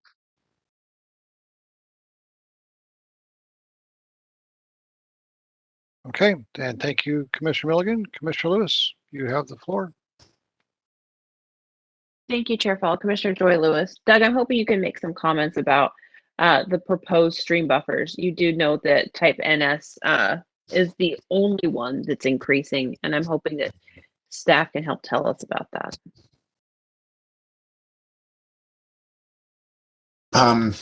Yeah, so we wanted to bring the code up to alignment with WDFW stream type, just to eliminate any of the confusion that we have.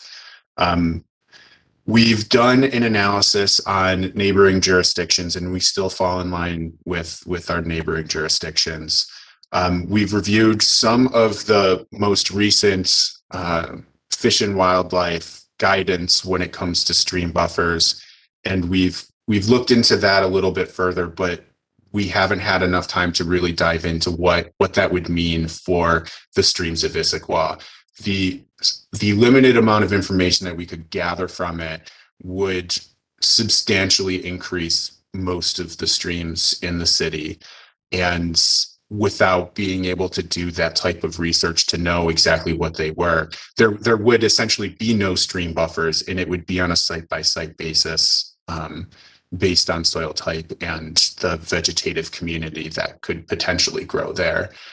So we would be looking at substantial increases, because it would be based on the tree height surrounding the stream and what can be supported in that area. So with Doug firs, we're looking at about 250 feet. So would it be fair to say that staff has decided to punt this a little bit, needing more time and resources to be able to further investigate this? Yes, that's correct. Okay. I'll save my comment.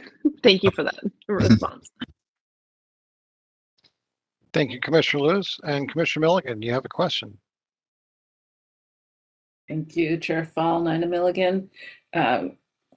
I forgot to ask this. The definitions of intermittent and ephemeral are not in our documents, but where would those be derived? Should be defined in the code. So intermittent is seasonal, and it's short streams during the rainy season, and ephemeral is lasting under normal conditions throughout the year.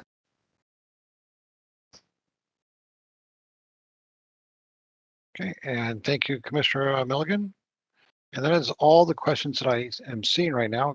Commissioner Voice, Commissioner Zaragoza, Commissioner Bader, do you have any additional questions you'd like to ask? I see none. Let's move into the comments. All right, so let's start answering some of these questions. And are there any comments?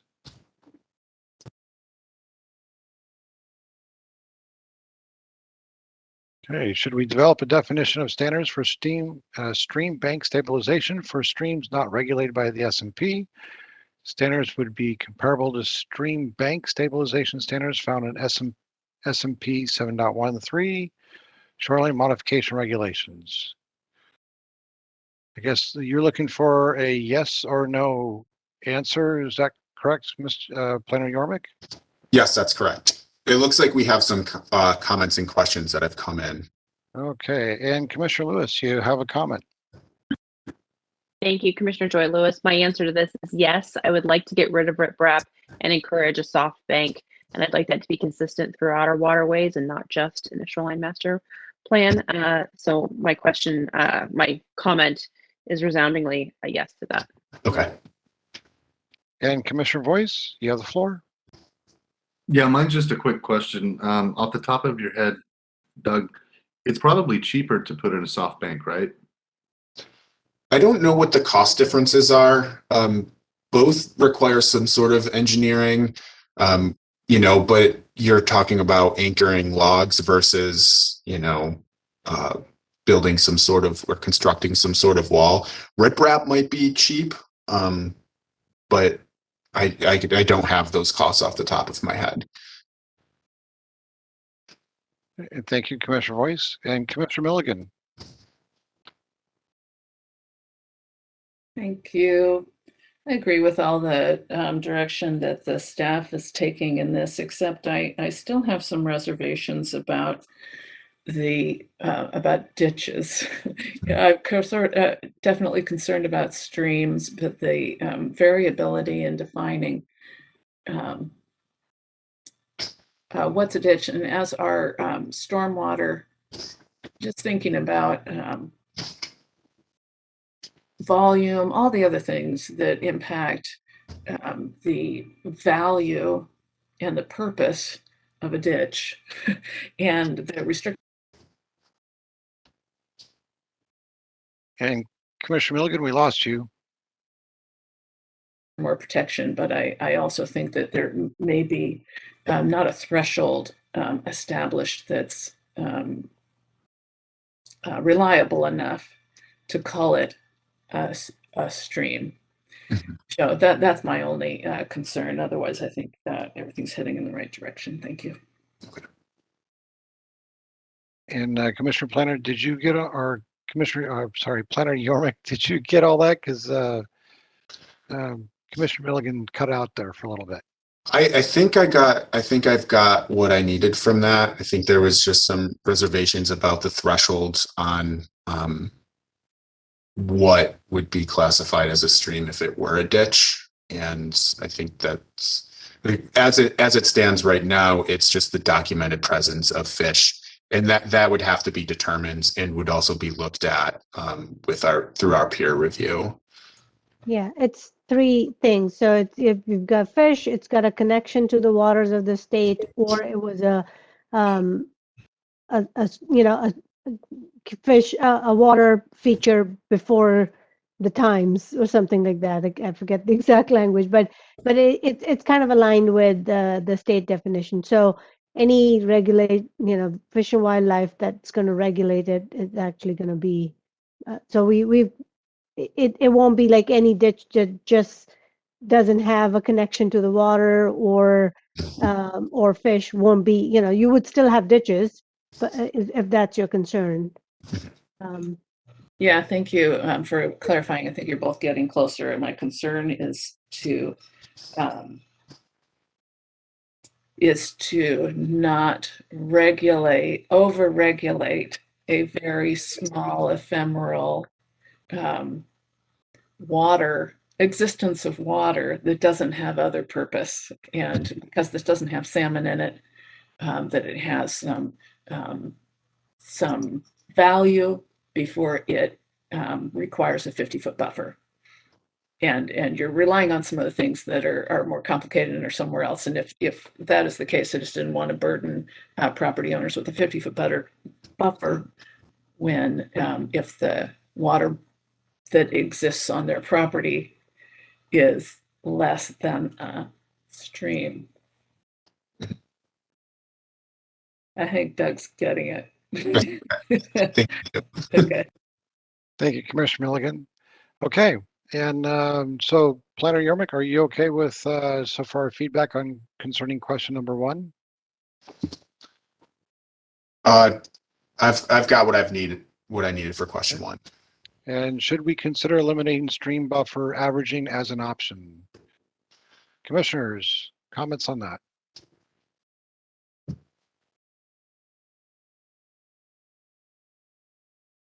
And Commissioner Voice, you have a question. I'm tending to lean to eliminating it. I just want to know, why was it originally there and how often is it used? I would say stream buffer averaging wasn't used very much. I've seen it used for wetlands a few times. I think it's difficult with streams just because of the meandering nature of them. They also change. So it would be difficult to maintain a buffer area. Mostly what we would see is buffer reductions, the 25% reductions, and we've eliminated that. So it would allow for some sort of flexibility in certain cases, but again, it's a little bit more difficult since they are meandering to have a net benefit. Okay, thank you. Mm-hmm. Thank you, Commissioner Voice. And Commissioner Lewis, you have the floor. Thank you, Commissioner Joy Lewis. I think at this point, I'm in favor of eliminating the averaging, but I feel that it's a Band-Aid. I feel that it's a stopgap Right now, I don't think that we're adequately addressing the current needs to be able to have healthy streams in our community in this current first draft. And so what I would like is for staff to be able to present to boards and commissions and to council to be able to say, to be able to address this with a appropriate update, this is what we need, right? And if that's not going to happen in this update, then there needs to be a specific call out of these are the resources we need to be able to then address this at this amount of time, right? If we're going to say this is what we're doing right now, that's okay, but it needs to have a plan. And I feel like we're falling short on that. So I'm again going to say that I really question that we're achieving the goals of 3 and 4. And I think streams is a good example of that.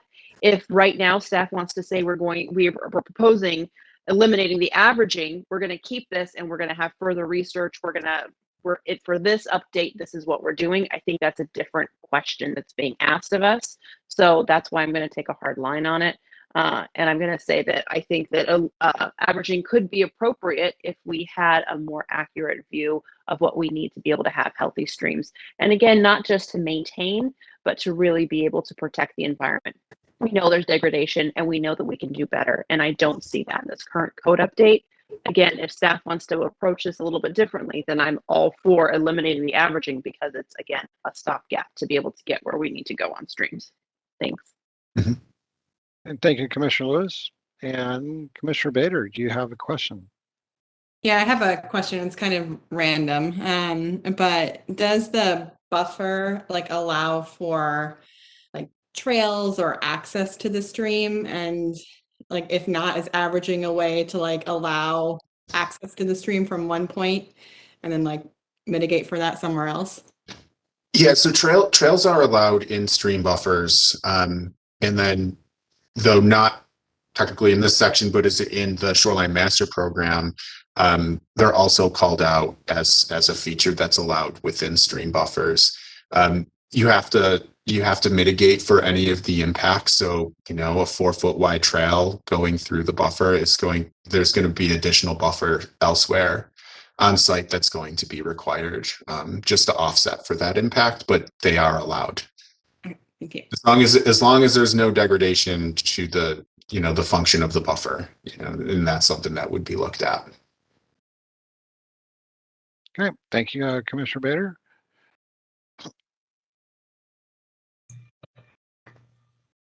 Okay, so with that said, I think Commissioner Lewis had a pretty good point there for number 2. Planner Yormick, did you have any additional questions? I don't. We'll be able to answer that for you. No, I think I've got what I've needed for that. And so question number 3, should the normal maintenance and repair of private roads also be exempt from critical area regulations like exemptions for public road?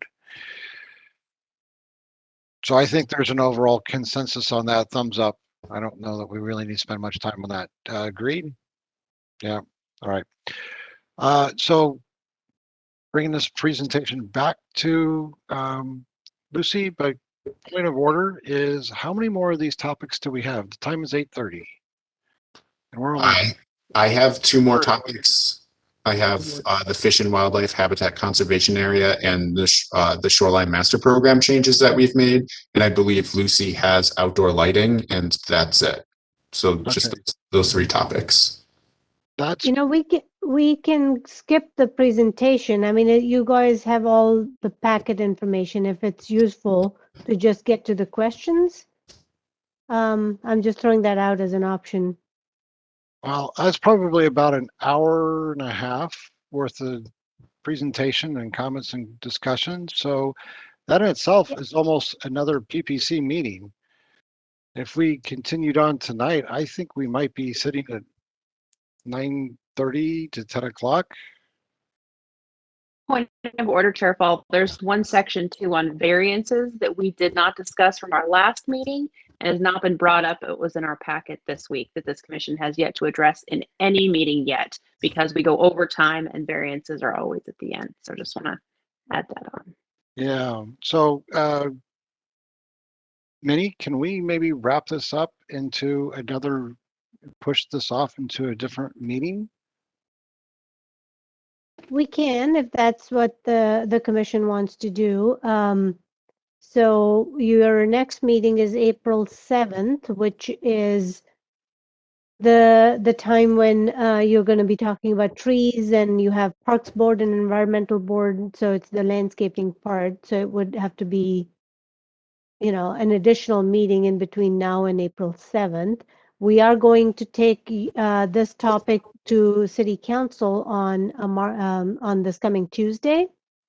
So we're taking what we've discussed today to them on Tuesday. So, but the other three topics, you know, the shoreline, I think we did a presentation at the public hearing. There are three things we've kind of changed there. And then the lighting, I think you've had a lot of presentations on that previously at the public hearing. And then the third topic is the fish and wildlife habitat corridor areas. So those are the three that are left at this point. Yeah, I think it's too much to go over tonight. Comments from the commissioners? Commissioner Voice? Thank you, Chair. It'd be interesting to take these three topics and along with Commissioner Lewis's concern about the variances and combine them into another meeting. Our meetings are usually generally 2 to 2.5 hours. And I think just looking at the lighting section that I went over, that's going to get a lot of discussion. I mean, it all gets a lot of discussion, but I'm pretty sure we could fill up probably another 2 hours at least with those three topics plus the variance discussion. I think trying to cram it in the next hour and a half, it's not going to do anybody any justice. Yeah, myself. yeah. After 2 hours, it's a long meeting. So, in terms of the date, then we'll just get back to you, or unless you have a preference to tell us when you'd like to meet, we can talk about it now. Okay, let's see, before we answer that, Commissioner Lewis, you have a comment. Thank you, Chair Fall. I have a concern about not continuing right now because we really do need to get a report to council about this first draft to be able to keep the gears moving effectively. It would be nice to finish this bucket before we move on to the next bucket, which is what we need to start doing. So I obviously don't want to eliminate robust discussion. I think that that's very important for what we have going. So if commissioners have consensus that they're done for the evening, then I understand that. But if that's not the consensus, I do think that there's more that we can tackle so that we can get a more in-depth report to council to be able to keep this going. And Commissioner Milligan, you have the floor. Thank you, Nina Milligan here. Thank you, Commissioner Lewis. I agree with you. I'd like to at least try to hit something here. I know that Commissioner Voice said that the outdoor lighting could be a robust conversation, but sometimes we get into these and we say, hey, yeah, done. And a couple of these we could say, hey, yeah, done. So I think we should try to do as much tonight as we can and maybe just extend the time, say what time it is that we're going to extend to, and see what else we can get done. I'd like to get done as much as I can. I have a feeling that the Fish and Wildlife one is more academic than the others and might get taken care of very quickly. Okay, so for selfish reasons, I have to get up tomorrow morning at 4 o'clock in the morning.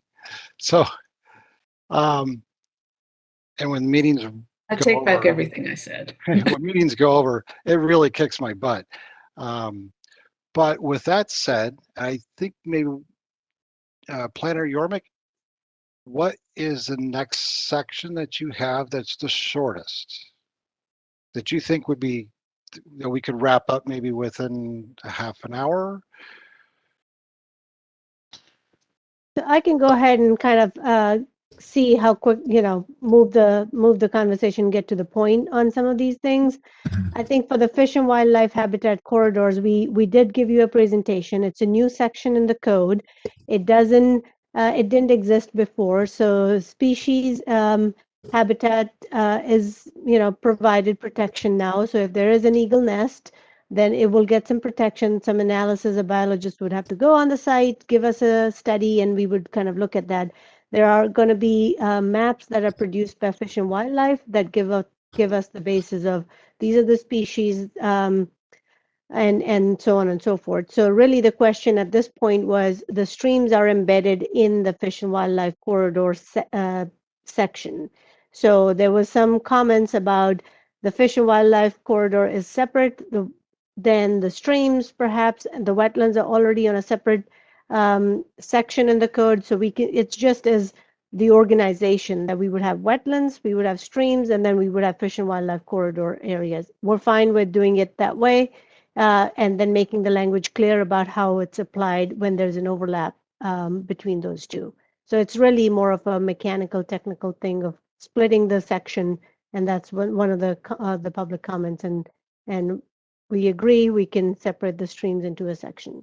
So if everyone agrees to that or has an opinion on it, we can take that. Okay, I don't want to blow through everything really super fast, but that sounds like it was pretty easy. Are we missing anything? I mean, is it really that simple, Minnie? It is, yeah. Okay, see, Commissioner Lewis has a comment. I'm going to take a stab at this, Chair Fall. In regards to the Fish and Wildlife Corridor section and the questions that you're asking, I think separating out streams makes a lot of sense. I have no problem with that reorganization if staff agrees that they're able to do it and keep it without having too much repetitive language. I will say that in offline discussions, Doug pointed me towards the resource of what was being included. And I found it hugely helpful, right? It cleared up a lot of questions when I was able to see what exactly we were talking about. Because right now, as the code is written, it doesn't give that adequate information. And so I still think that what staff needs to do is to be able to address how we put that in our code. We're not able to do in a giant information dump right into the code, but we're also right now not able to do links in the same way because that ends up changing, right? The state ends up changing links and things like that. So I'd still like to see a stopgap of how we end up marrying these two issues because the information that I have moving forward is not what's in the code. So we do need to have a little bit of reworking in this section for this first draft. So those are my only comments. Thank you. So language and context more than substance is concern. Okay. Yes, thank you. Okay, and Planner Yormik, did you have any questions? Nope. I've got what I needed for this section. Okay, And so with moving that on, said- so the next section was Shoreline Master Program. And there were three things that were changing in that. One was the common line setback was getting eliminated. That was if two homes are close by and then the third person could say, my neighbors have this setback, I should get the same one. So that's going away. Everyone has to meet the minimum 50-foot setback. The second was that there was an incentive in the code that if you had if you remove your bulkhead, you could be closer to you got a smaller buffer. So that's no longer an option now in this draft. You have to meet your minimum setback. And if you were building a new home or you were doing substantial redevelopment, you would also need to remove the bulkhead and put a more softer shoreline, better for the environment. And then the third one was regulations on the dock lighting. So I think the questions we're asking you on this is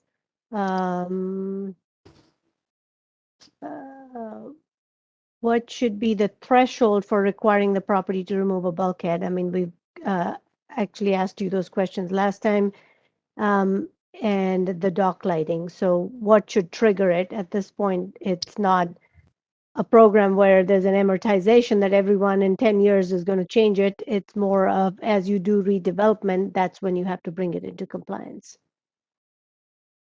Okay, so yeah, I remember we've had these presentations already, to your point. So I think we can go ahead and answer question 1 and 2. So let's tackle question 1. I guess my first question before I ask questions to the commissioners here is, do we have enough information to decide what the threshold for requiring property to remove the bulkhead?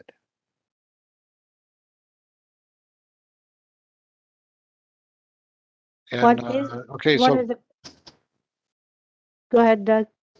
Oh, I was just gonna ask I was gonna ask a question of a question. In what way are you talking about? Like, are you talking about when we are requiring a bulkhead to be removed for new development, or when we would yeah. Well, yeah, so your question one is, what should the threshold be for requiring a property to remove bulkhead? As proposed in the S&P will require the bulkhead removed at any new redevelopment homes along Lake Sammamish unless it is demonstrated through environmental reports with bioengineering as not feasible. So the threshold is already defined. Yeah. Our draft has those thresholds, which is new Yes. home or redevelopment. So we're just asking, are you guys good with that, or do you want us to relook at some other thresholds? Okay, and I guess my question is the redevelopment, the new is obvious, but the redevelopment is how much of a redevelopment? Is it 50% of the value of the home. I think that's in one of the codes. okay? Yeah, we did talk about that. I just didn't remember the Yeah. percentage of that. Okay. So the first question here is Commissioner Milligan, you have the floor. I think you answered my question, but you didn't. Is the same threshold what's proposed for the dock as for the bulkhead? And may I say that it is difficult enough to get through all this material. If you ask a question like, "What threshold would you like?" If you ask the question, "Do you agree with our 50% rebuild threshold?" That would be very helpful. Yeah. I'm sorry about that. That was poor wording on my part. So the dock threshold, what is that? The dock threshold is for major repairs of docks, and that's defined in the SMP. And that's if you're replacing more than 50% of the pier support structures in the any of the structure of the deck, not necessarily the decking itself, but all of the stuff that make the dock. If 50% of that is removed, then we're going to look at the light compliance, because most of the minor repairs they're just tweaking the decking material and just having that come into compliance with our SMP. So the graded decking to allow light to transmit through. So we felt that it was when the major repairs came in, which require much more rigorous review, is when we would start looking at the dock lighting. Okay, and I have a question and a comment. Mhm. When it comes to docking, the average life expectancy of a dock, based on what you're just telling me about the structural part, the piers, Mhm. is probably 30 years. And you're going to be replacing maybe a pylon, one or two pylons. So replacing 50% of the dock is probably going to be 40 years, 50 years out. And we're talking about lighting replacement. Maybe we should scale that back and say maybe if 10% or 20% of a dock, so that they have to bring their lighting up to standard. And that's the whole reason why we're having this conversation, is because the lighting is impacting the fish. It's not good for them. So it doesn't make sense to me, because if a dock's going to last 30 or 40 years and we feel that it's important enough for us to address today in our code about dock lighting, and we know what the environmental impacts are of bad lighting on the fish and the wildlife, it seems like that's a really not a great way to implement a lighting code. Okay. Um, I think you're correct, and we can lower that threshold and make it reviewed when it's a minor. At least have a look at it then at that point. I don't know what that threshold is or how we should be able to do that, Yeah. but it just seems like it makes sense to me that if we want people to change the dock lighting so that it's more environmentally friendly, maybe an incentive program or something else, rather than saying, hey, we're going to wait till 50%, because that may not happen. No, Okay, and looks like there is another comment. Commissioner Lewis. Thank you, Chair Fall. Commissioner Joy Lewis, I think to Ron's point, right now we're being asked to look at a very specific part of the Shoreline Master Program. Council asked for you guys to look at, the 3 things, so that's what we're being asked to look at. I think that a larger conversation about the Shoreline Master Program needs to take place, but today isn't the time, right? So I think it would be valid to go back to council and say, I think that the community has voiced that they would like to have staff put more energy into refining the Shoreline Master Program to make sure that it aligns to all of our various policies at a future date. Right now, I think staff has done a great job of achieving what council has asked it to do. But I would like to see there be a greater path for incentivization for getting rid of the bulkheads we know are damaging and for being able to get our lighting code into compliance. I completely agree that we should have our dock lighting comply with the new lighting ordinance. So I'll just answer that question right there for you. And I think to Ron's point, we need to find a way to encourage that to happen quickly, right? So what I would like to encourage council to do is to be able to provide resources for us to be able to move in a much quicker manner. So thank you very much. Okay. Thank you, Commissioner Lewis, and Commissioner Voice, you have the floor. Thank you, Chair Fowl. So this is, again, to Chair Fowl's point, I don't know at what level mitigation needs to start. So whether it's 50%, I think 10 or 20% is a little low. Because again, that's assuming that every single dock you're going to be looking at was built in the year 2020. Most of these docks have been there for years, so they're probably going for upgrades. And the other thing I would say is it goes back to the maintenance of the private road. If people are so scared and concerned they're going to get hit with so many things, they're going to let these things fall in disrepute. I know because I have family members who lives on lakes. They're some of the toughest places to build. And in the last 30 years, you pretty much have to be grandfathered to get anything into a lake. And I think you guys all know that.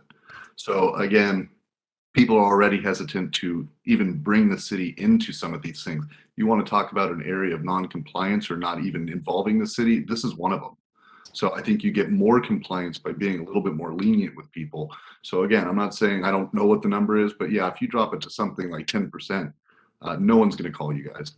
Mhm. And then the second part is I'm a little bit concerned about the common line setbacks. Not so much for the bill. This is one of the few times that I'm not as worried about the developer. People that live on Lake Sammamish probably have the money. I'm also kind of looking at more through aesthetics and then also buildable lots. We all know that Lake Sammamish, especially East Lake Sammamish, some of those lots are very tricky to build on. If anyone's taken a drive down there, we do a lot of work down there. I mean, those are not your typical structures. So it's already tricky to build down there. So I'm just a little concerned. Again, not saying I have an answer, just hoping that staff is taking that into consideration when we're making rules. Because again, not only aesthetically might it kind of deviate from the lines, but you also could start asking for triangle shaped houses and things that will not look appealing on a lake. We did analyze the lots along Lake Sammamish, and with the 50-foot setback that we are proposing, there on the vast majority of the lots, it's not really going to impact. But you're right, along the lakeshore part, you might start to see some variation as new homes come in, and it's not going to be as uniform. But in terms of the lot depth, most of the lots along the lake have sufficient depth to where there aren't any issues if they have to comply with the 50-foot setback versus whatever the common line would be, which would allow you to get closer than that.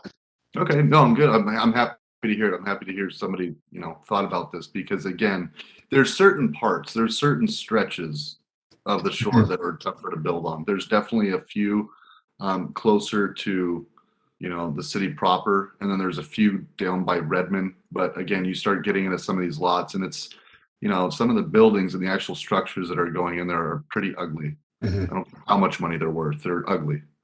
So again, it's something to take into consideration, but it sounds like you guys are. So thank you. Thank you, Commissioner Voice, and Commissioner Milligan, you have the floor.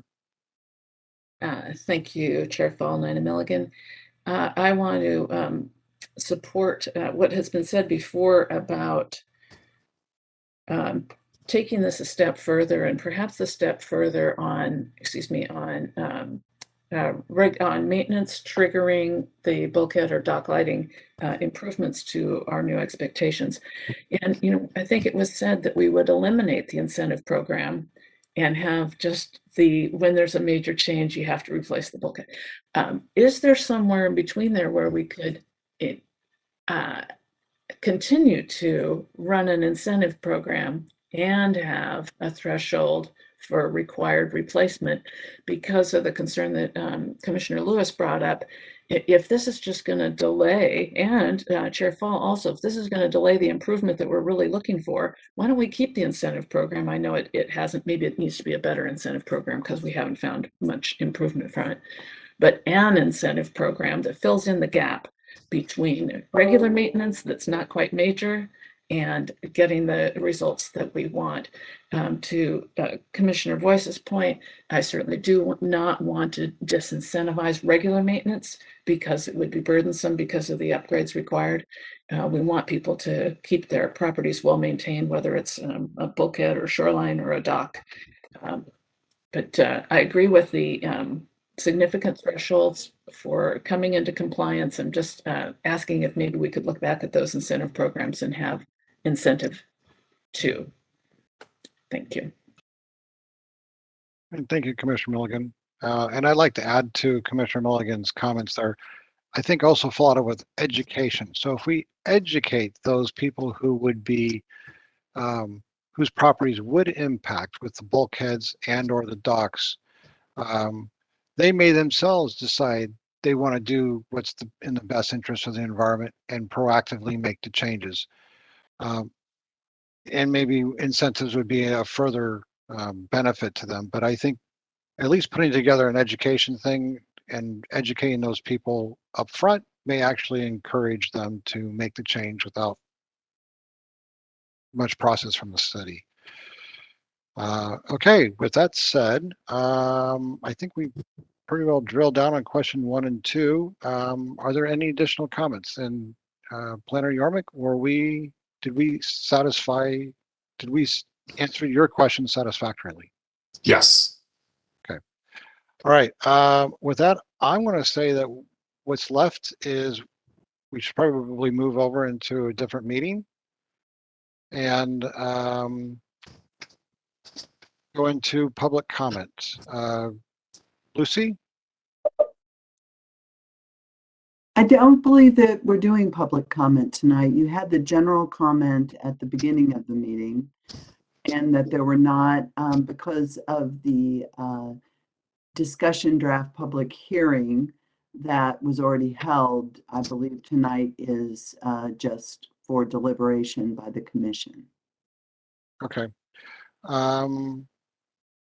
We normally have at least the public comment on some of this. So even based on what you just said, I think we'd still be, do we have anybody who's waiting to make public comment? Because if they're sitting here waiting and they just went through this whole meeting, I want them to be able to make a comment instead of sitting there going, oh, sorry, we're not going to hear comments tonight. So I think we need to open it up for public comment if anyone's waiting to make a comment. There has been a hand raised.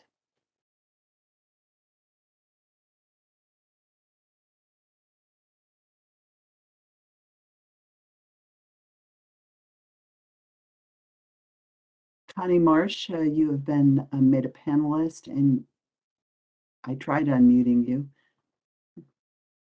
Try it again. There you Okay, go. so now I think you've unmuted me.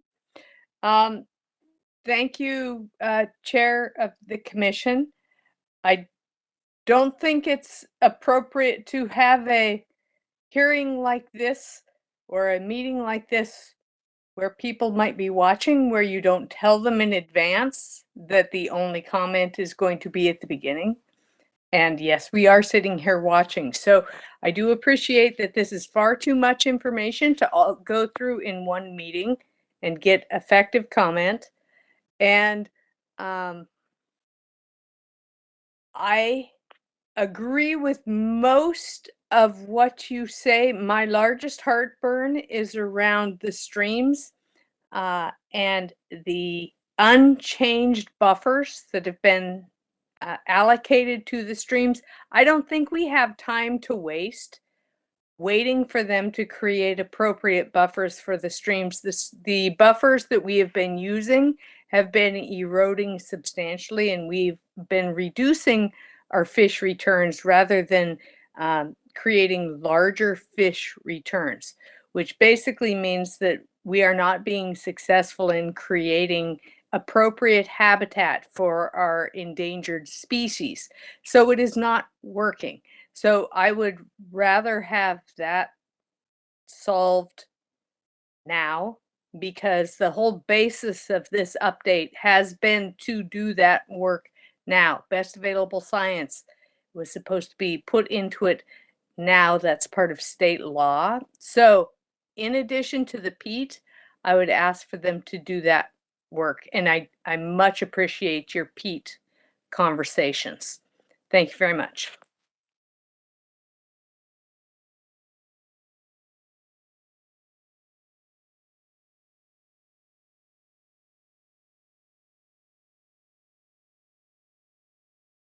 Is there anyone else who would like to speak? Please raise your hand, your virtual hand, if you are interested in speaking this evening.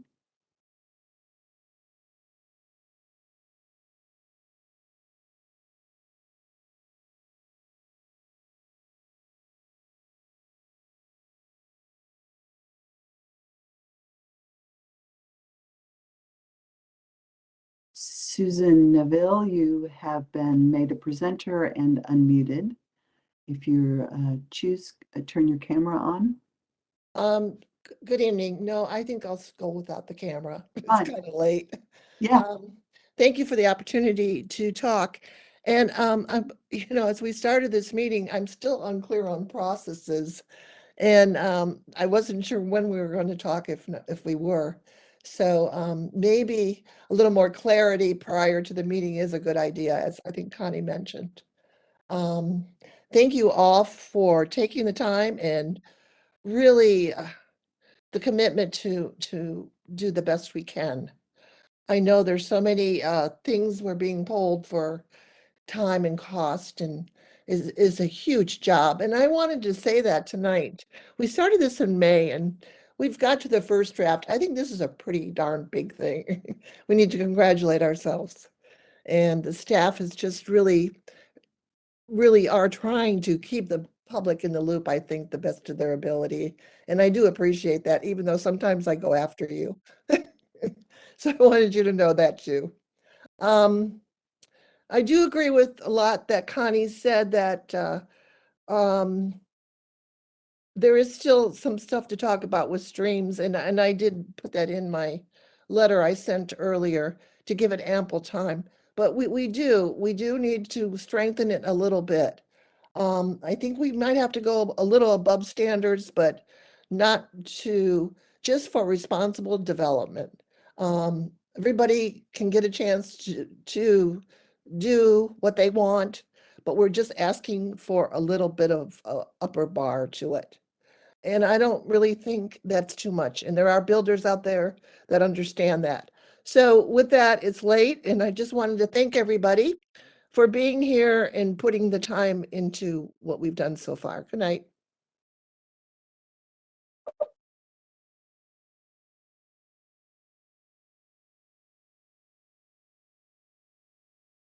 Is there any other members of the public that would like to comment this evening?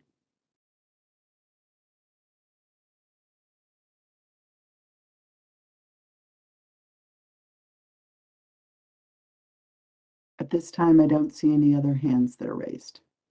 Okay, and thank you, Lucy. I guess a comment out to Planner Yormick.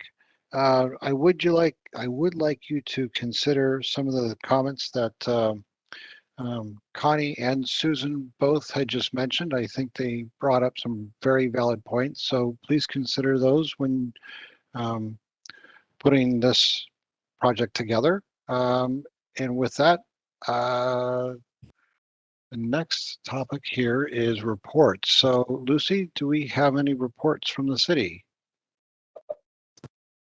I believe if there are any, Minnie would be the one to Yeah, get. no reports. Okay. So no reports. And so with that, are there any last comments from the city before we conclude tonight? Yeah, I just want to thank all of you. I know this has been a difficult topic. It's been a technical topic, and it's a lot we've given you to read, digest, and understand and have a thoughtful conversation. And you all have done so well and asked such good questions. So appreciate all your work. If we need to meet on this topic again, we'll put that on your, we'll discuss when Kristen's back, and we can come up with an additional meeting to continue the conversation on this topic. So don't want you to feel that this was shortened. We are going to go to council on Tuesday with this information, and then probably after the council discussion, we can come back to you all. Okay.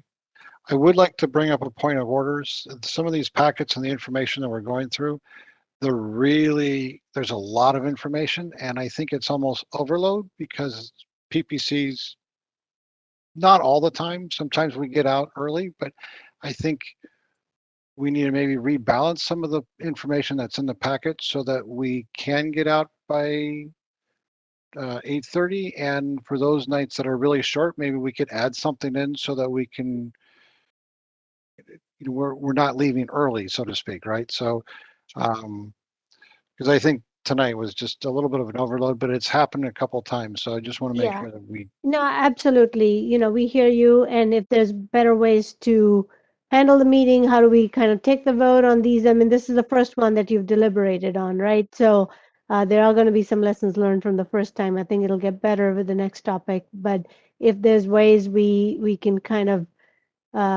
figure out a strategy for deliberations that works better for you all, is more time efficient than others, we're certainly can talk to you all and get your feedback on that. excellent. Okay. With that said, I'm going to go to adjournment. Going to adjourn at 9:04. All right. Good night, everybody. Thank you, Ron. Good night. For staying up with us.